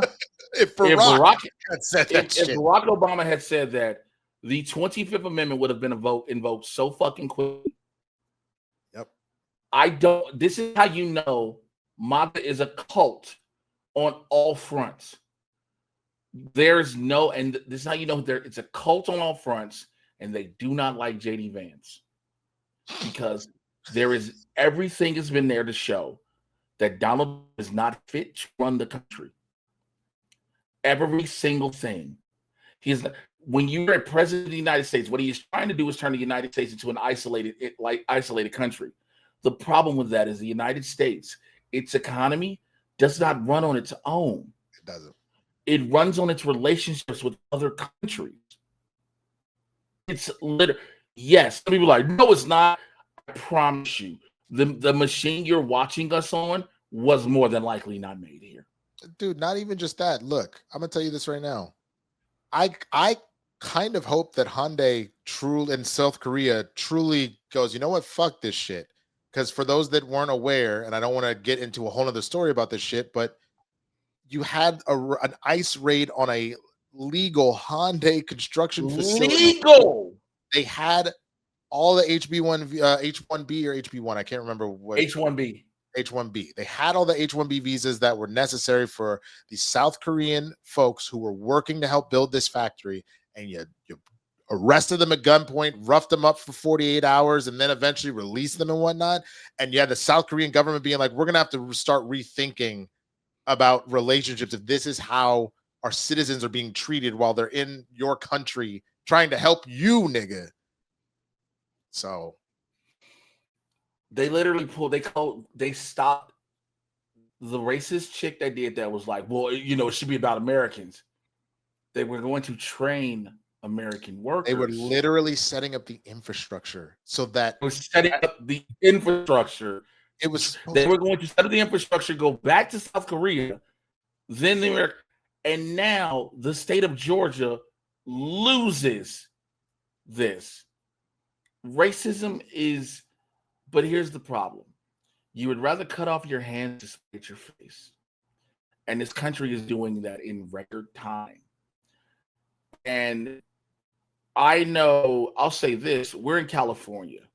So for the most part, we're okay. For the most part. But if you're in one of these southern states that rely on blue states and the shit you talk, I don't know how you understand how good any of this is. When you have soybean farmers who are actively telling you, our crops go to China and that's where our money comes from, and we have no one to work our crops, and so we're all fucked. And you think, oh, well, that's just something that needs to happen. Because remember, when all of the sweeping raids started happening, everyone with common sense kept saying, all right, bet. You want to get rid of all these illegal immigrants and blah, blah, blah, blah that's working on these jobs, you have to be willing to replace them. And they haven't. Dude, I just went real quick to just go look it up. So the whole thing with their H1B visas. The now $100,000 application fee? Well, that too, so that those are now being put into place that the companies are going to have to pay for people, which is insane. But this immigration lawyer for one of the detained South Korean workers said no company in the U.S. makes the machines that are used in the Georgia battery plant. So they had to come from abroad to install and repair equipment on site, work that will take about 3 to 5 years to train someone in the U.S. to do, which was meant to be done once the facility was complete.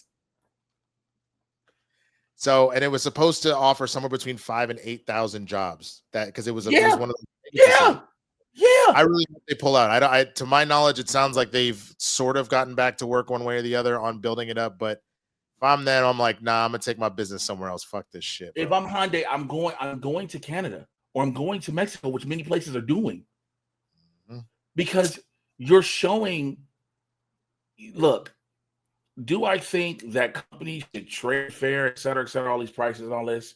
Yes. Do I think things have been balanced? Should be balanced? Absolutely. Have they always been balanced? Nope, never have been. Never have been. Will they ever be balanced? More than likely not, because one place does things better than the other. That's just a fact of the matter. This is what it is. One company, again, South Korea creates the batteries. We don't create them here. The equipment, the machines, the minerals, all these different things come from other places. They aren't here. And so with the tariffs, everyone with common fucking sense, every business, every person in business, finance, and every economist told the country repeatedly, this is not a good thing. But people are so busy going, Donald Trump said this is going to be great. And every person who studies this, who works in this every single day, told y'all this is not going to be a good thing. And what has happened? Do you understand, for a parent, if you're watching this, the majority of the toys you buy for your kids for Christmas don't get made here. Nope. They don't. So if you're going to have to try to buy them, get ready to, if you really want your kids to have them, pay an arm and a leg. Yep. Okay. We said we were going to get off this topic a while ago. We need to move on to something. Let me do this one. So it was announced yesterday. Tom Holland injured himself while filming Spider-Man Brand New Day. Not happy, nigga. Huh? That's not happy, nigga. I know what's coming immediately after it, but I'm just laughing at the fact that we said we need a happy story. You said Tom Holland has a concussion, got that CTE and shit. Like Tom Holland out here taking off his Spider-Man costume and getting butt-ass nigga like Antonio Brown after hitting his head during the stunt. Like, just Tom Holland's brain is rattled up real quick. So yeah, his brain is like pee in a can. But they've taken off a week for production. With that, as we said, another announcement came out. My brother, Marvin Jones III, a.k.a. Crondon, is set to play Tombstone in the live-action version of Spider-Man Brand New Day. The reason I said that is because he is Tombstone in Spider-Man Across the Spider-Verse. Now, here's what's funny. In Spider-Man and his amazing friends, Spider-Man, your friendly neighborhood Spider-Man, I'm sorry. Mm-hmm. In your friendly neighborhood Spider-Man, my brother Eugene Bird plays Lonnie Lincoln, who becomes Tombstone. So it's going to be very, very interesting to see what happens with this. Again, I'm happy for my bro. I just need to make sure that I just need him to not let me take this off for a minute. I need to not see Tobias Whale coming out. I need to see Tobias Whale. Fuck what you talking about. I need to see that nigga call somebody chocolate cover incredible. You can give me the mafioso, but I don't need him to see Luke Cage being like, yo, who let this moon cricket in here trying to fight me? Like, that's what I'm here for, baby. That's what I want. I don't need that shit, bro. You bitch baboons. I want it all. I want the full level of Tobias. I will go watch reruns of Black Lightning. It's not that I didn't think that his Tobias Whale wasn't fantastic. It was. But essentially, I was like, so this is if Uncle Ruckus got superpowers. It's essentially what Tobias Whale was. I want to see all of it. Listen, I used to tell my buddies and all them who were writers on Black Lightning, and I still saw some. I said, "Hey, yo, why is Tobias so racist?" when he talks about Jefferson Pierce and Black Lightning, why is he so racist? He said albino, he's technically black. Why is he so racist? And they was like, "You like it though?" I was like, "It's hilarious." But sometimes it does get uncomfortable. You like, oh shit! Like, Jesus Christ, bro! It was. I almost wish. I wonder. There's got to be like a.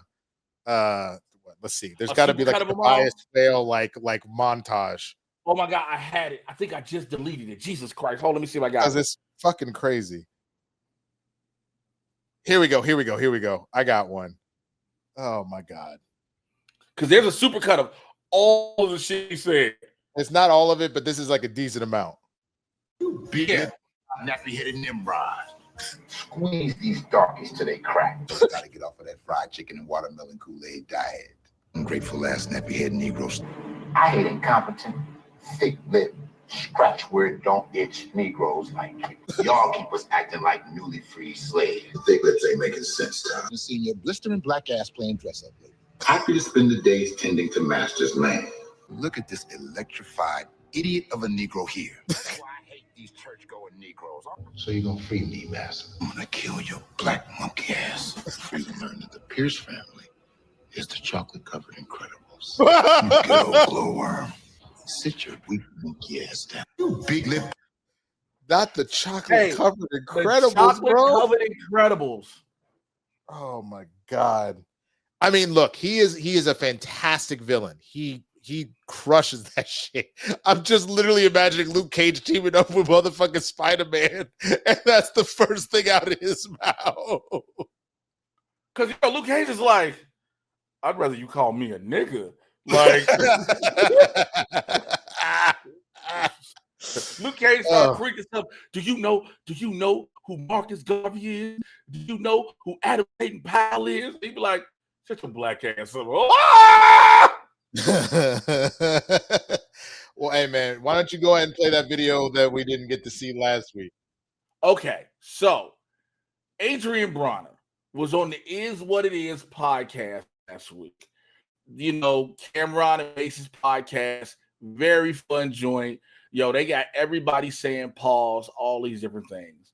But it got to a point where Bronner got out of control and he was getting out of pocket, and Cam kept trying to calm him, like, yo, get back on point. And just watch what happens. You got about a minute and a half or so. Enjoy.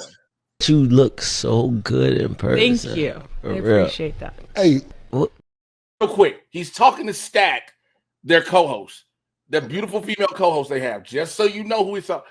Look, so I meant to tell y'all that. He was talking to Stack, so watch that. You look so good in person. Thank you. For I real. appreciate that. Hey, what you wasted that?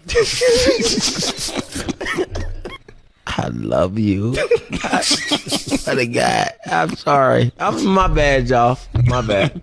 Arabia, is that a real background? Hey, Stack, could you stop Yes. smiling? Can you stop smiling? You. Arabia is. Nah, yo, bro, some G, yo, bro, some G shit. We gotta. Have boyfriend here, yo. Right. Oh, shit. I told you that. My bad. Nah, like it's all like.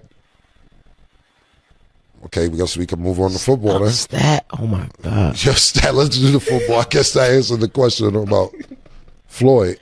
When I see you taking off some time, I'm mesmerized by Stat. This nigga here, bro. I did not know you looked that good in person. My bad, bro. You're amazing. All right, hey, we gonna have to ask you to go, my nigga. I mean, I have to ask you to go, man. I'm gonna pay you for your time, for being here. I appreciate you. But I love you, my nigga. I'm not doing it again. Yeah, no. I can't. I asked you the first time. I don't have no problems with you, but I'm gonna pay you for your time. But you can't violate, bro. I told you that. I'm not, though. I'm not. Nah, I told you niggas boyfriends in here. You know me with my brother. Oh, shit, my bad, bro. My bad. Nah. But I appreciate your time. It's me. Nah, well, if you want to wait for us outside, you could. But I'm not gonna sit in and not value your time neither.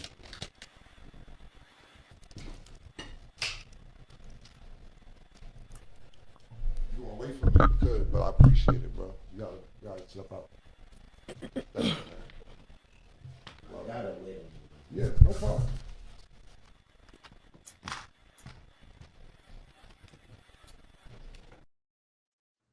I mean, I hadn't seen the video. I'd only heard what happened.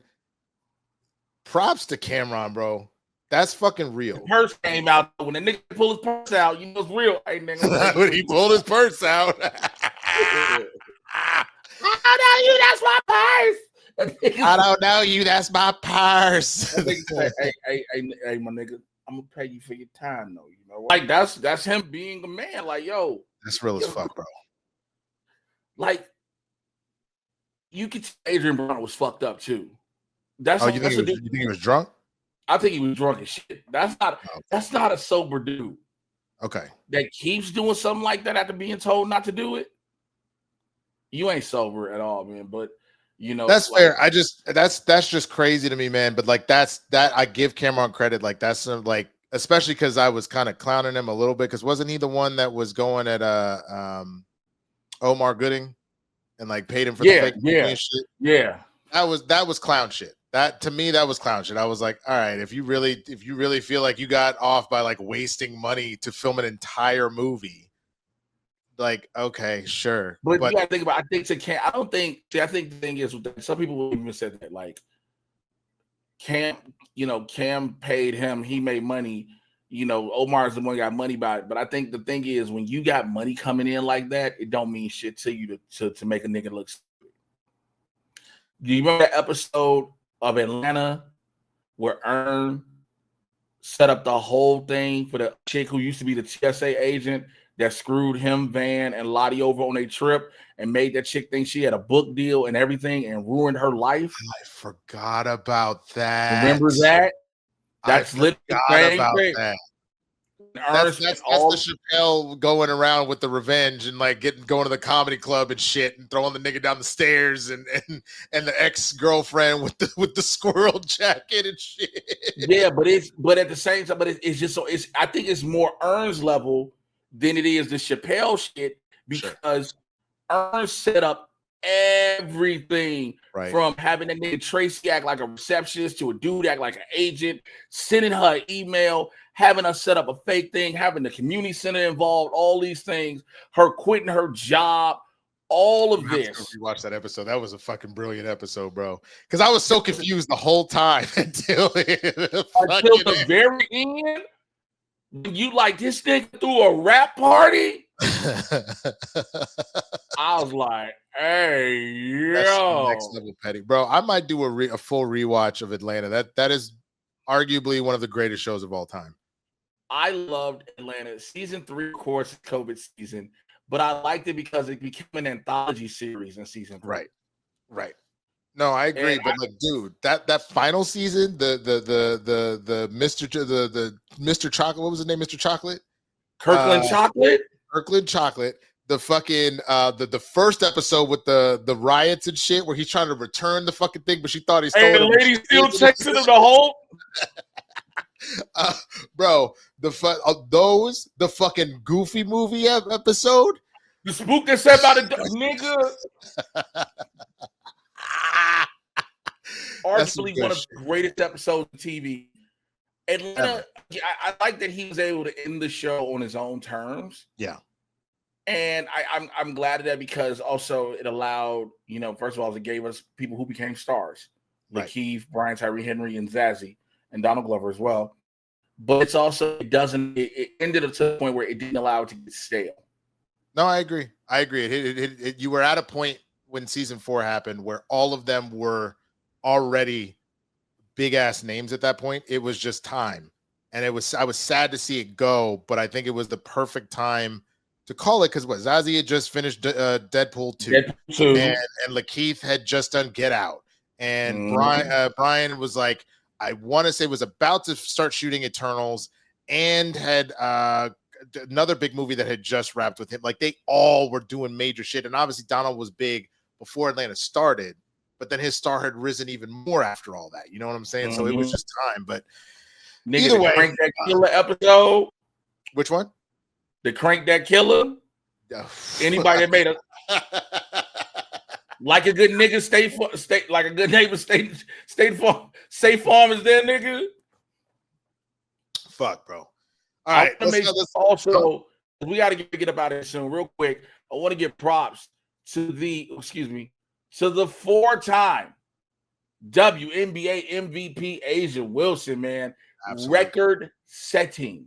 Bro, to that point, for those that didn't know, let me actually pull, because I actually had this written down for another show that I was talking about this about, bro. Asia at this point, this puts her in the same company as LeBron James and Wilt Chamberlain for MVP basketball MVPs at 4. only behind Bill Russell and MJ at 5 and Kareem at 6. She is in the company of literally all the people that are in conversations for GOAT status in basketball. And to all the dudes primarily who are going to be like, that's the WNBA, blah, blah, blah, blah. I will say, number one, go to hell. Number two, she has been balling her ass off for every year she's been in the league. With 8 years, 4 MVPs, bro. Yeah. But I've also said this. The year last, it was last year, right? Caitlin and Angel Reese's first year, right? Yep. Last year, while the hype was around Caitlin and Angel, I was on the show. I was on the show, and I was wherever I could say it. I was like, we keep forgetting Asia Wilson is out here. Yes. Bro. While the hype is around these two. Dude, watching her play, and especially in person, because like right now as we're recording, the Aces are up on the Fever in the playoffs, but the Fever have a game on them, but this game too right now, and she's crushed. She's got 21-8 already in the middle of the third. Watching her play in person legit feels like rewatching Shaq. The way she dominates motherfuckers is insane. The amount of blocks that she's doing, the way she's posting your ass up. She is so incredibly dominant. It's crazy. I can't describe you. I encourage everyone, if you got a WNBA team in your area, wait until the Aces are coming to town and go see her play, bro. She's insanely good. Man, I just wanted to make sure we gave her props for Absolutely. that. All right. What else we got? A couple things. We got a couple things here. So the first thing that we want to go ahead and get to, we're doing this segment again where we're reading some of these crazy ass stories that are happening on Facebook, on Reddit, and all that kind of stuff. And I got 2 that I have not read myself. I've just read the titles. Jay has the face that tells all faces, man. So these 2 stories are pretty fucking nuts based off their title. This first one: am I the asshole for never telling my best friend I once slept with his wife? Already here, the look on your face. I, 38-year-old male, have a close female friend, 38-year-old female, who will call Anna for this story. We've been close friends since we were 8 or 9 years old, and we were pretty much inseparable growing up. During senior high school, she started dating a guy. We'll call him John for this story. I myself was in a relationship at the time, so we'd often go on double dates. Me and my girlfriend together with John and Anna. John was a nice guy, and I enjoyed spending time with him. I developed a friendship with him, and though it wasn't as close as my friendship with Anna, I could genuinely say I enjoyed hanging out with the guy. They dated for a few years, but eventually broke up at some point during our university years. They said it was a mutual thing. They were each other's first relationships, and I guess they felt like they wanted to know what it felt like dating other people or something like that. Point is, they broke up, and it was fairly, I can never say this word, amicable? Amicable. Thank you. Amicable. Always mess that word up. I was still close friends with Anna, so would continue to hang out with Anna all the time. But after they stopped dating, I lost track of John for a bit outside of random meetings at school campus. Yes, we were all at the same university. Anyway, at this point in my life, I myself had gotten dumped by my own girlfriend and wasn't taking my breakup quite as amicably. Anna was there to comfort me through it, and, well, we were both single and were comfortable with each other, and one thing led to another. Bro, this sounds like The Best Man at this point. This sounds like the white version of The Best Man, except niggas were broken up at the time. I digress. We ended up sleeping together a few times. We would have been around 20 at that point. We eventually stopped doing it because, well, it felt plain weird. We've known each other for so long that it kind of felt like sleeping with your sister. Ugh. I felt like we slept with each other more out of curiosity rather than actual desire. Anyway, we both agreed it wasn't what we wanted and decided that we completely forgotten about it. Seriously, we agreed to never talk about it again, that we treat it as if it never happened. That's exactly what we did. We went back to being pure platonic friends and acting like nothing ever happened between us. Anyway, a few years later, after we've graduated and we were working as young professionals, I get a call from John. Apparently, the company he's working for had a job opening that he felt I'd be a good fit for. I took him up on the offer, ended up working at the same company. We started hanging out every day at the office during breaks and whatnot, and we became quite close. We're still friends with Anna at this point, and because both of them hung out with me, they started hanging out with each other again and eventually rekindled their relationship. Me and John eventually left the company, but we retained our friendship. As the years passed, I developed a closer friendship with John than Anna. We just had more stuff in common, our humor aligned better, etc. So when they got married 8 years ago, I was John's best man. When I in turn got married 2 years later, I also made John my best man. Now we're in our late 30s, and I consider John my best friend. But every now and then, the thought crosses my mind that I actually slept with his wife at some point in the past. As far as I know, Anna has never told John. Or if she did, then I certainly never noticed any difference in how John acted towards me. Maybe Anna did exactly what we agreed to and completely forgot about the incident. I try to forget it as well, but sometimes I still feel guilty and never telling John about it. I also never told my wife, not because I still have feelings for anything, but mostly I just don't want to rock the boat. And Anna have gotten way over it years ago. And I feel like if I say anything now, it'll just make it look like a bigger thing than it really is by both John and my wife. So I keep my mouth shut. But I'm curious, am I the asshole for keeping this quiet? Yeah, no, not at all. Here's the thing. Y'all fucked around when everybody was broken up. Everybody was single. Right? Everybody was single. There was no attachments, anything to anybody, any of that shit, right? There was no attachments.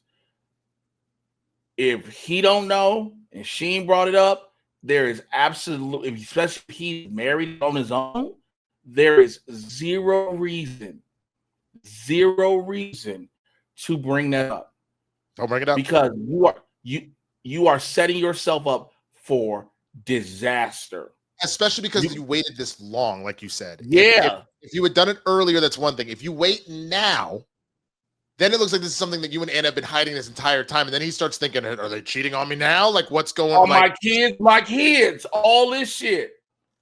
Nope. Keep so that there's an shit. update. There's an update. So this guy says, based on the comments I'm reading, I feel like I have to clarify a few things. First, I absolutely have no plans of telling John or my wife, or at least not at the moment. I mean, yes, I feel guilt over it, and who knows what the future will bring. But as of right now, I have no plans to say anything to anyone. Thus, why my question is, am I the asshole for just keeping quiet about this? Second, a lot of people are asking why I'm writing this now. Fair question. I don't have a solid answer. Maybe it's because I'm curious what other folk would do if they were in my situation. Maybe I'm looking for reassurance that I'm doing the right thing. I don't know. I do plan to delete this in a bit. He wrote this 8 hours ago. Okay. And then lastly, I should mention that after me and Anna ended our sexual experiment back in our 20s, we've spent lots of time hanging out together, sometimes just the two of us, sometimes when we were flat out drunk even, especially back when we were still single.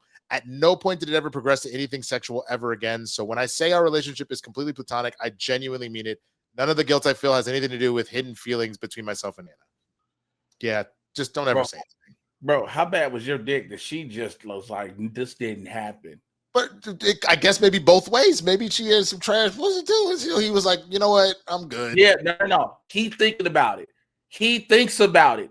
I guarantee you she doesn't. That's the crazy part about this. She living life. She sat there and was like, also, you went back to the store. They didn't fuck around once or twice. Man, okay. That's a good point. I want to read one more story because I can't tell if this is something similar or not.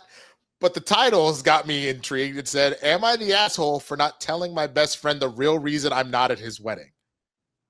I, 29-year-old male, was supposed to be a groomsman for my best friend, 30-year-old male, as we've been tight since we were kids. This weekend, he's marrying his fiance, 28-year-old female, who I've known since they were dating long distance in high school.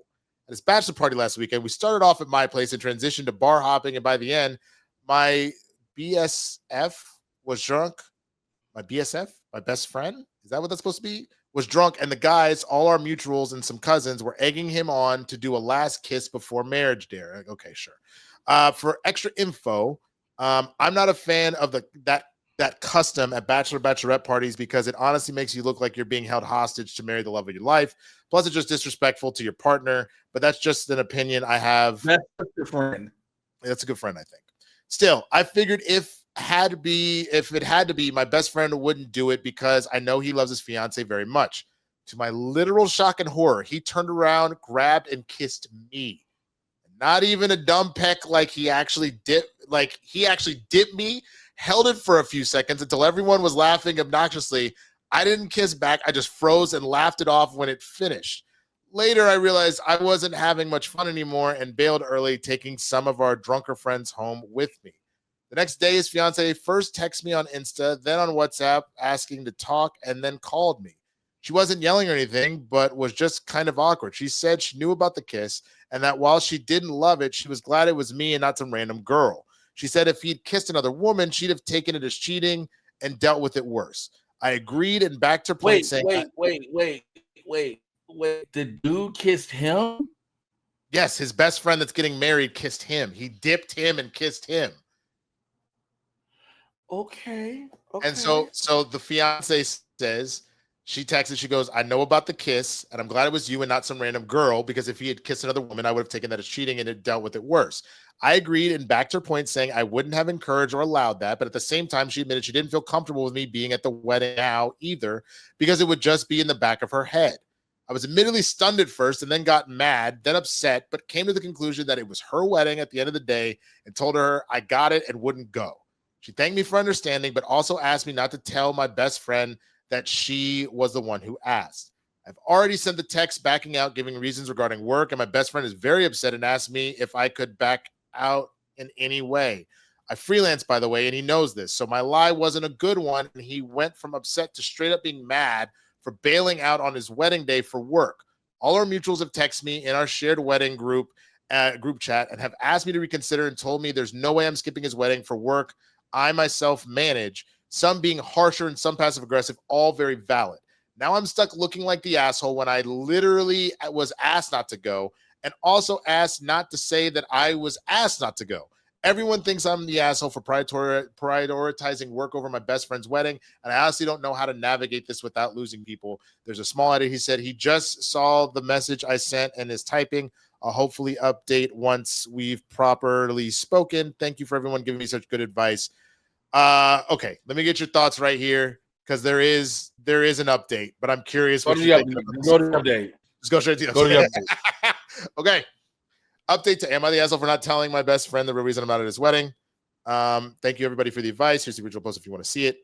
After reading through all the comments and some previous messages, I realized my approach was wrong and wasn't fair to him or myself, to be frank, and was honestly making me look like the worst motherfucker on the planet. So I ended up sending him a long text explaining the actual reasons why, starting from the kiss last weekend to his fiance asking me not to come because of it.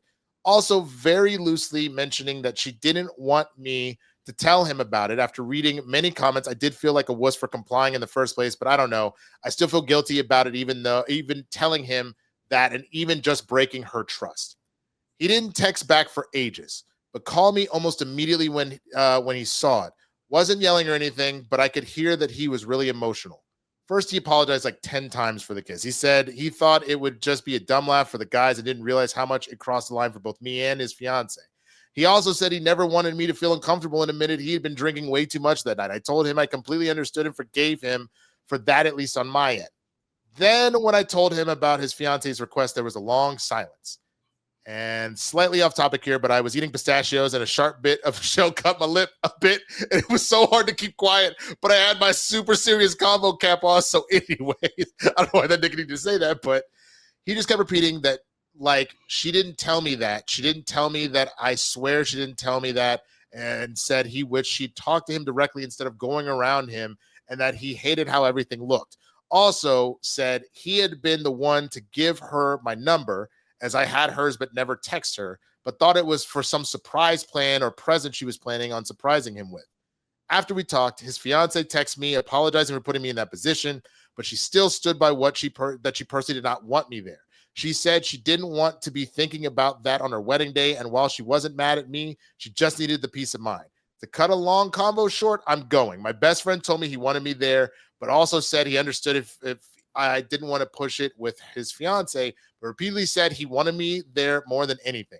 I told him I loved him and supported him and I'd go and that I'm sorry for ever considering not going. He cried, I cried like fucking babies, but ended well enough. Our mutual friends, groomsmen, I'm guessing, are still kind of salty with me because they didn't know the real story, and I'm not about to spread it around as it's not my relationship or my drama to share. My best friend did tell me he'll clear the air as soon as possible prior to the wedding, but until then, I'm going to have to take the L on looking like the flaky fucking asshole. Thank you very, very, very, very fucking sincerely to everybody that helped me change my mind, and I'm honestly so glad I put it on here because I could have very well been a fucking knob and have missed my best friend's wedding. It's this weekend. We have a pre-party officially planned. Thanks again for all that shit. All right, your thoughts, bro, because I got plenty here. She not gonna stay with him. Yeah. They're for sure getting divorced. I promise you. I would not be surprised if she does not walk out that wedding. Yeah. She is going to leave. I get it. The homie's like, yo, bro, support me, blah, blah, blah. She is adamant that she don't want him there. Yeah. And technically it is her, as everybody always says, it is her wedding day. It is her day. She is going to leave. They are going to break up. There needs to be. Yeah. They breaking up. It's crazy. This is breaking them up one way or another. Yeah. Yeah. This is breaking, whether he shows up or not, this is breaking them up. Yeah. I'm almost guaranteeing this breaks them up. I think so. I think that there's no clean way for this to go. And I think the other thing about it, at bare minimum, again, if she wants to be mad at her fiance, that's one thing, but this is his best friend. The best friend didn't do it. So then the compromise needs to be fine. Then can he not be in your groomsmen party, and can he just be like at the wedding? You know what I'm saying? Yes. At bare minimum, if that's what it is that you're looking at your about to be husband and you see this nigga right there and you're thinking about that, then just put him in the audience. And but also, let's keep it a buck. You thinking about just the best friend. Now you're bringing the average woman who's either watching this right now, which, by the way, if you didn't know, we're pre-recorded. Most women will be like, and y'all be honest, because if this was a black chick, a hood black chick, she gonna be like, if he kissed him, who other dude would kiss? Literally, they immediately turn it to Riley. That nigga's gay. Literally. That's what she's thinking. It was insecure. You remember the whole thing about with the dude, yeah. I worked at Improv. He was like, yeah, I tried it in college, and then the man was down there eating Molly pussy, and he was like, she was like, I can't stop thinking about you and the guy. And he was like, what guy? I just did my normal insecure watch. But the thing is, she is never going to think different of him now. No. I don't know why he told her. It makes no sense. That's the first fucked up. What happens at the bachelorette party, unless it's just like full on penetration and I accidentally tripped, fell, and landed in some vagina, you're not supposed to tell. The fact he sat there, because now he's opened up Pandora's box, and it's not going to close. I agree with you. I think that's if especially if she's having that kind of response. So where does it stop then? Okay, they can't come to the wedding. So then when can he see his best friend again? Yeah, because you're not going to be comfortable with them two being alone anywhere. Ever. They're not even alone. If you even go with all the boys, we're just going to go to the bar and watch, the Bears-Cowboys game. Be like, you'll be kissing niggas while you're there. Like it's y'all be drinking. What you going to do? How you going to celebrate if they win? You gonna celebrate with your tongue in his mouth? Because let's just do the devil's advocate thing. It'll never happen. Let's hypothetically say Winston is getting married eventually whenever he does that, if he does. And we're at his bachelor party. And it's me, Winston, Charles, Brandon, everybody. And somebody was like, man, I don't want to do strippers. And he just tries to kiss one of his guy friends. Every last one of us that I love, like, if you don't get your dumb ass fuck away from me, nobody's gonna let that happen. I don't understand this whole, it's a cute little thing to just kiss and all this shit. And then if one of them motherfuckers, because it ain't for sure gonna be me, because no, if one of them kisses him, I don't see him telling Kristen the next day. It's the wildest scenario because, again, now for her to say that's going to be in my head, like you said earlier, she is never going to let that down. She's never going to let it go. She's never going to be comfortable with the two of them being alone again. And every argument, this nigga going to leave some dishes out. Oh, you left the dishes out. I bet you rather have to kiss somebody. Bitch, what do those have to do with each other? What do those got to do with each other? Man, oh man. So, all right. So that's the Reddit stories, man. We got a couple of little quick things and a Karen for you real quick. So, Jay, the first thing I want to do is a segment I'm calling Dumb Smart Niggas. We just gonna quick questions and you just gotta pick a quick answer, right? So this one, choose your weapon, man. You get exactly one of these. Which one are you taking?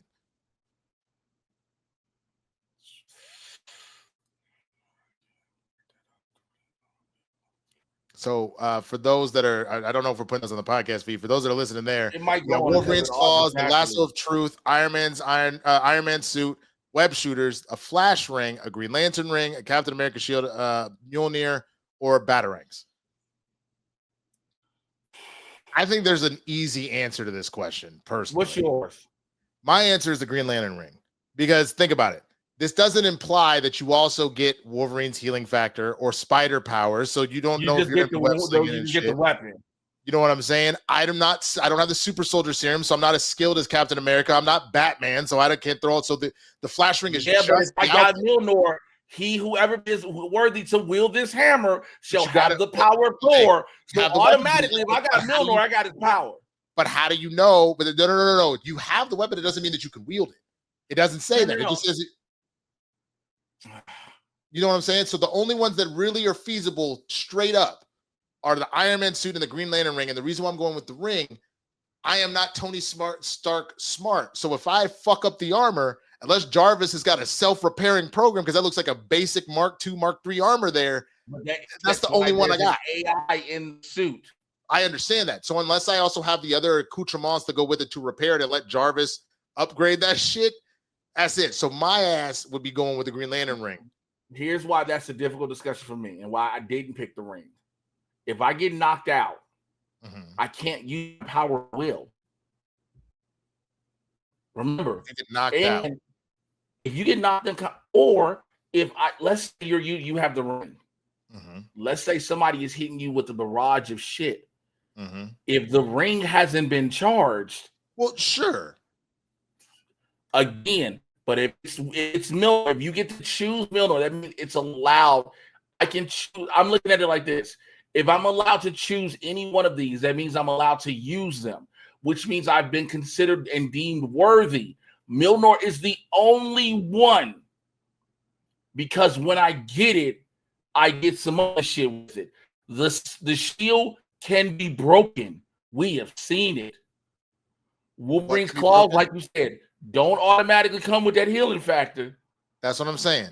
So that's for me. That's what I'm saying, as soon as you push them bitches out, you're bleeding to death. That's why it was so stupid to me, though, that they legitimately were talking about, the flash ring. My nigga, that's literally just a costume in a ring. Just a suit. Unless you're telling me that it somehow imbues me with speed force. Yeah, it's just the suit. I was like, it's not the ring. It's just the suit. There's no speed in the suit. The speed in the person. Right. All right. Here's another one real quick. This is right here. We're not going to play the whole thing, but I will show what it is so I can try and do it. 25 black comic book characters in under a minute. All right. So 25. Where did you go? What the fuck? Did you put in a certain? You made. I didn't mean to cut you out. So that's all it was. Is I got to name 25 black characters in it. Do we have a counter? Do we have a clock? Can you do it on your phone? I wanted us to have a clock on screen, but okay. I can add one after the fact, but I don't have one right now. No, hold on. All right. 25. 25. Okay. Black characters. Starting right now. Blade, Static, Jon Stewart, Luke Cage, Storm, T'Challa, Shuri, Batwing, Lucius Fox, the Obama version of Kal-El, you know who I'm talking about, Icon, Rocket, Aqualad, the Young Justice version, Calderon, let's see, Cyborg, Nubia, the Black Wonder Woman, you know what I'm talking about, Bumblebee, Holy shit, I'm running out of steam. I already said Luke Cage. Fuck, nigga. That's not a dude. Not a person. Fuck nigga's not a character. Not a fuck, nigga. Oh, Blank Man, nigga. Yeah, I'll give it to you. 5 seconds. Oh my God. Zach the Power Ranger. TJ the Power Ranger, my nigga. Fuck. I got to 19. You want to? I'm gonna show you how. I'm gonna show you how you do it, even naming people you named. You want to try it? I'll try to get you, but that's 25. The problem. You heard all the motherfuckers that I said already, bro. There's still some you never named. So 25. There's 25 of the ones I didn't say. No, including the ones, but there's some even with the ones you said you didn't say. So this is what I mean. Watch this. You got it? All right, ready? Go. Bishop, Storm, T'Chaka, Shuri, Batwing, Vixen, shut the fuck up, Aqualad, Static, Hardware, Rocket, Icon, Black the Black Power Ranger, TJ the Black Power Ranger, there's another Black Ranger, Aisha, Tanya, Blank Man, Meteor Man, Daryl, Blade, Blade's kid. Can't remember that little nigga's name. You gotta give me at least a name, nigga. You can't just say Blade's kid. You have to at least try. Come on, bro. Okay. DC nigga. Commissioner Gordon, Jeffrey Wright, black people. Amber Shear, Blue Marvel, Monica Rambeau, Maria Rambeau. You just missed it. You were one short. I knew it because you made me laugh. You got Black Lightning, Thunder, and Lightning, bro. What's wrong with me? About to go to the Black Lightning. I'm looking at the fucking football box on the floor. And the funny thing is, like I said, nigga, you had at least me already saying a bunch in your head, because then all of a sudden when you hit a wall, you said, right, Zach the Power Ranger, TJ the Power Ranger, nigga, you started just repeating the same thing. I'm like, there are other Black Rangers all around. I'm like, all the time. I know. That shit's the fucking black hilarious. nigga from the Aquatar Ranger. Don't nobody know that nigga name. That's because he's an alien, bro. The black nigga from Dino Thunder. Fucking, what's his name? Ethan. That nigga's name is Ethan. And Brandon McClan, who played oh my God, I know his name. He was the Red Ranger in SPD. He's Red Ranger for Power Rangers SPD Emergency.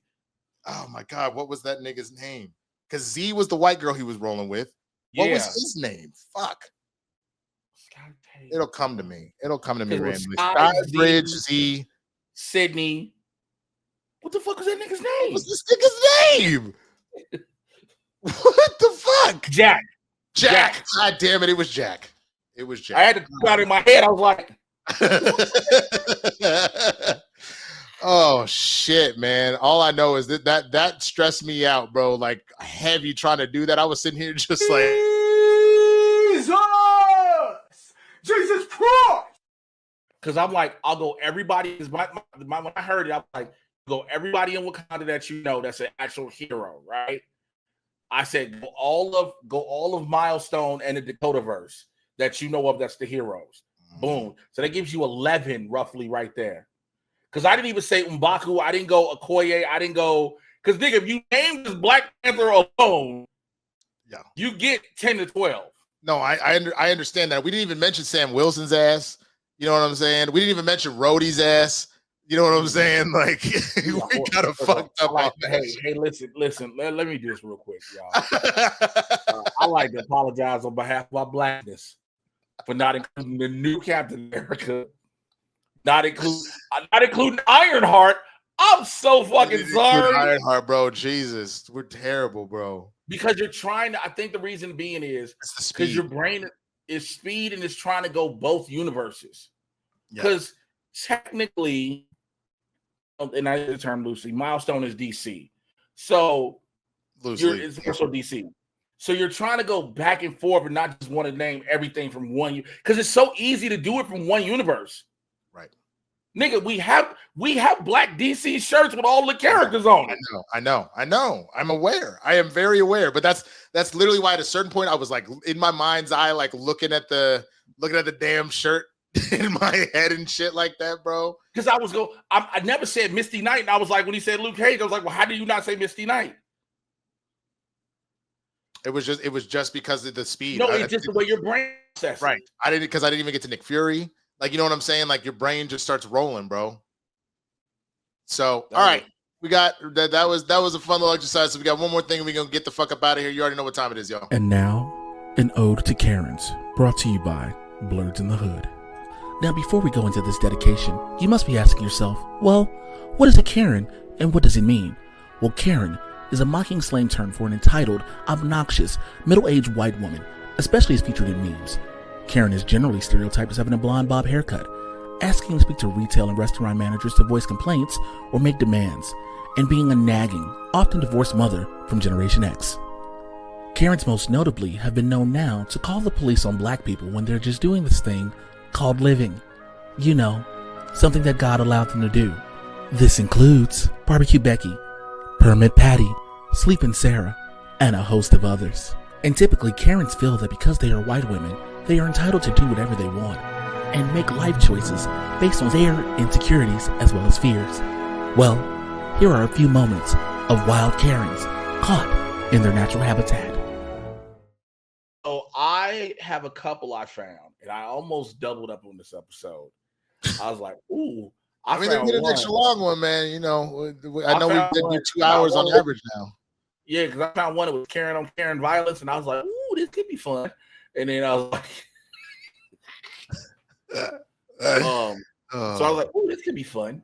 So like I had someone, but if you see it down there, go ahead and play it.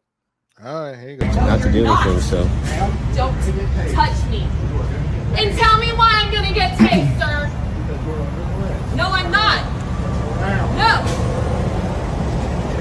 No. Ah! Fucker. Ah!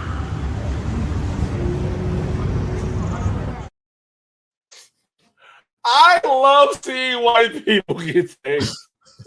Here's why. Because every time the taser comes out, first of all, privilege. But the thing is, the taser is that resort of them thinking it's not going to happen. Every video we always see is literally always, you're not tasing me. I'm not under arrest, which also shows you have the gall to police officer. I'm not under arrest. Yes, the fuck you are. Yes, you are. No, I'm not. Okay. The fact that the dude moved the camera away because he's like, oh, he's not gonna do it, and then it just heard. But you know he was like, oh shit, this ain't worth no. Heard that pop come out, was like, oh, oh shit. Oh my god, bro! All I was thinking the whole time she was running them out, just you shouldn't have been talking shit. When I see black people get tased, I get scared because here's the thing. Let's just be real. Niggas are damn near vulnerable when they go and do some shit. So if you get the right nigga, he would sit there taking them tased. Because when you see videos of black dudes be like, oh, and the cop be like, holy, I know what my next resort is. Like, I want to see them dudes get popped. Well, see, the thing is, what they'll do if they're showing that much restraint, then they start using 2 and 3 tasers. Then all of a sudden, it's 3 niggas tasing you at the same time. That'll still kill you. So 3 niggas tasing you make your heart do like this. You're like, ah! I don't know why. I don't know why you did that either, bro. Bro, you get hit with 3 tasers at the same time. Your body talking about.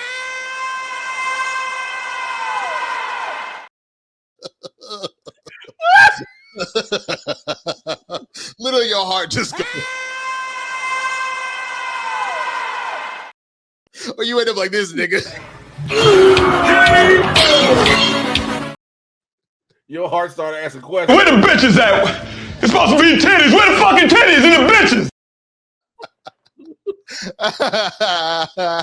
Your heart looking like this, bro.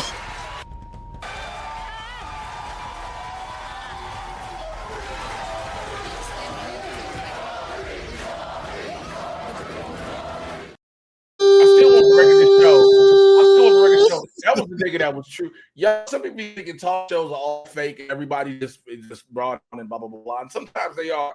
But you cannot get that type of emotion from a random nigga unless he was really hurt. When the nigga goes, ah!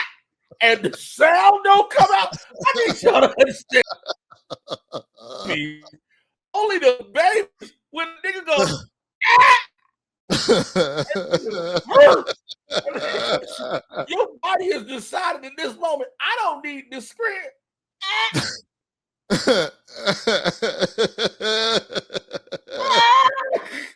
And you gotta be so. You know what's crazy? I was gonna go Pasadena, but that is clearly out of the question now. Bro, your heart straight up after getting tased like that. Talk about emotional damn.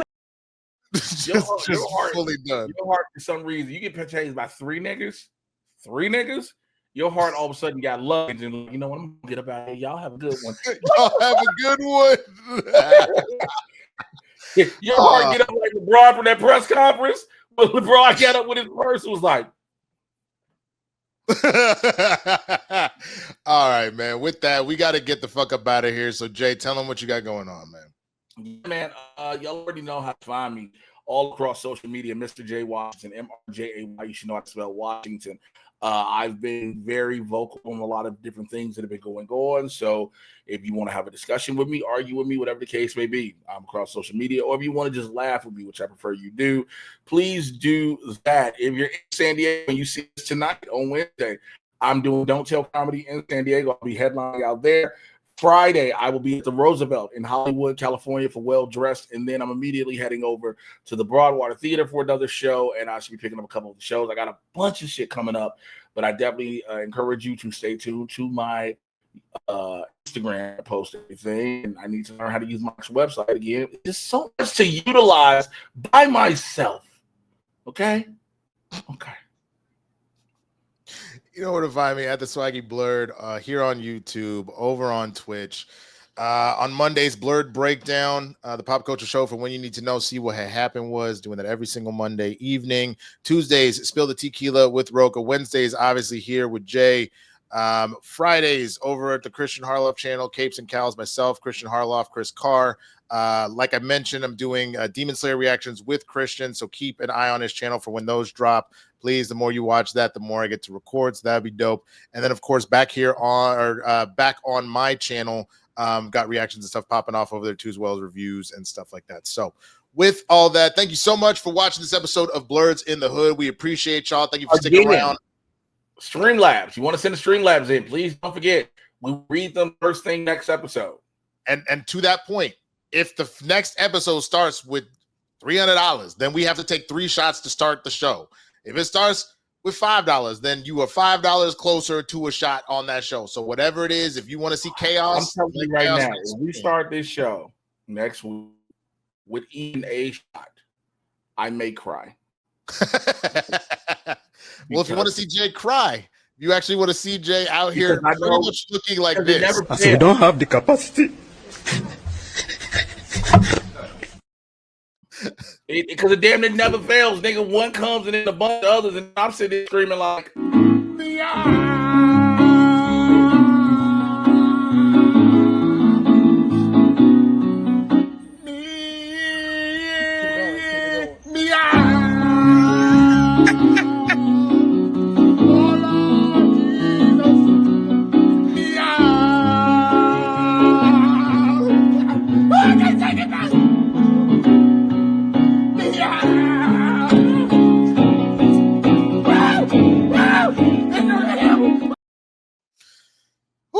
All right, y'all. We're going to get the fuck up out of here. Y'all have a good rest of your week. Come check us out on all the different things we just talked about. We'll see you on the flip.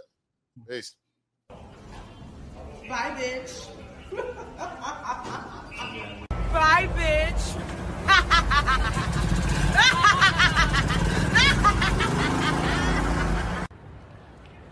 Bye, bitch.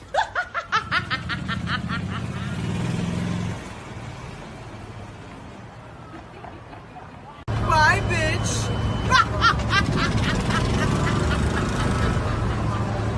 Bye, bitch.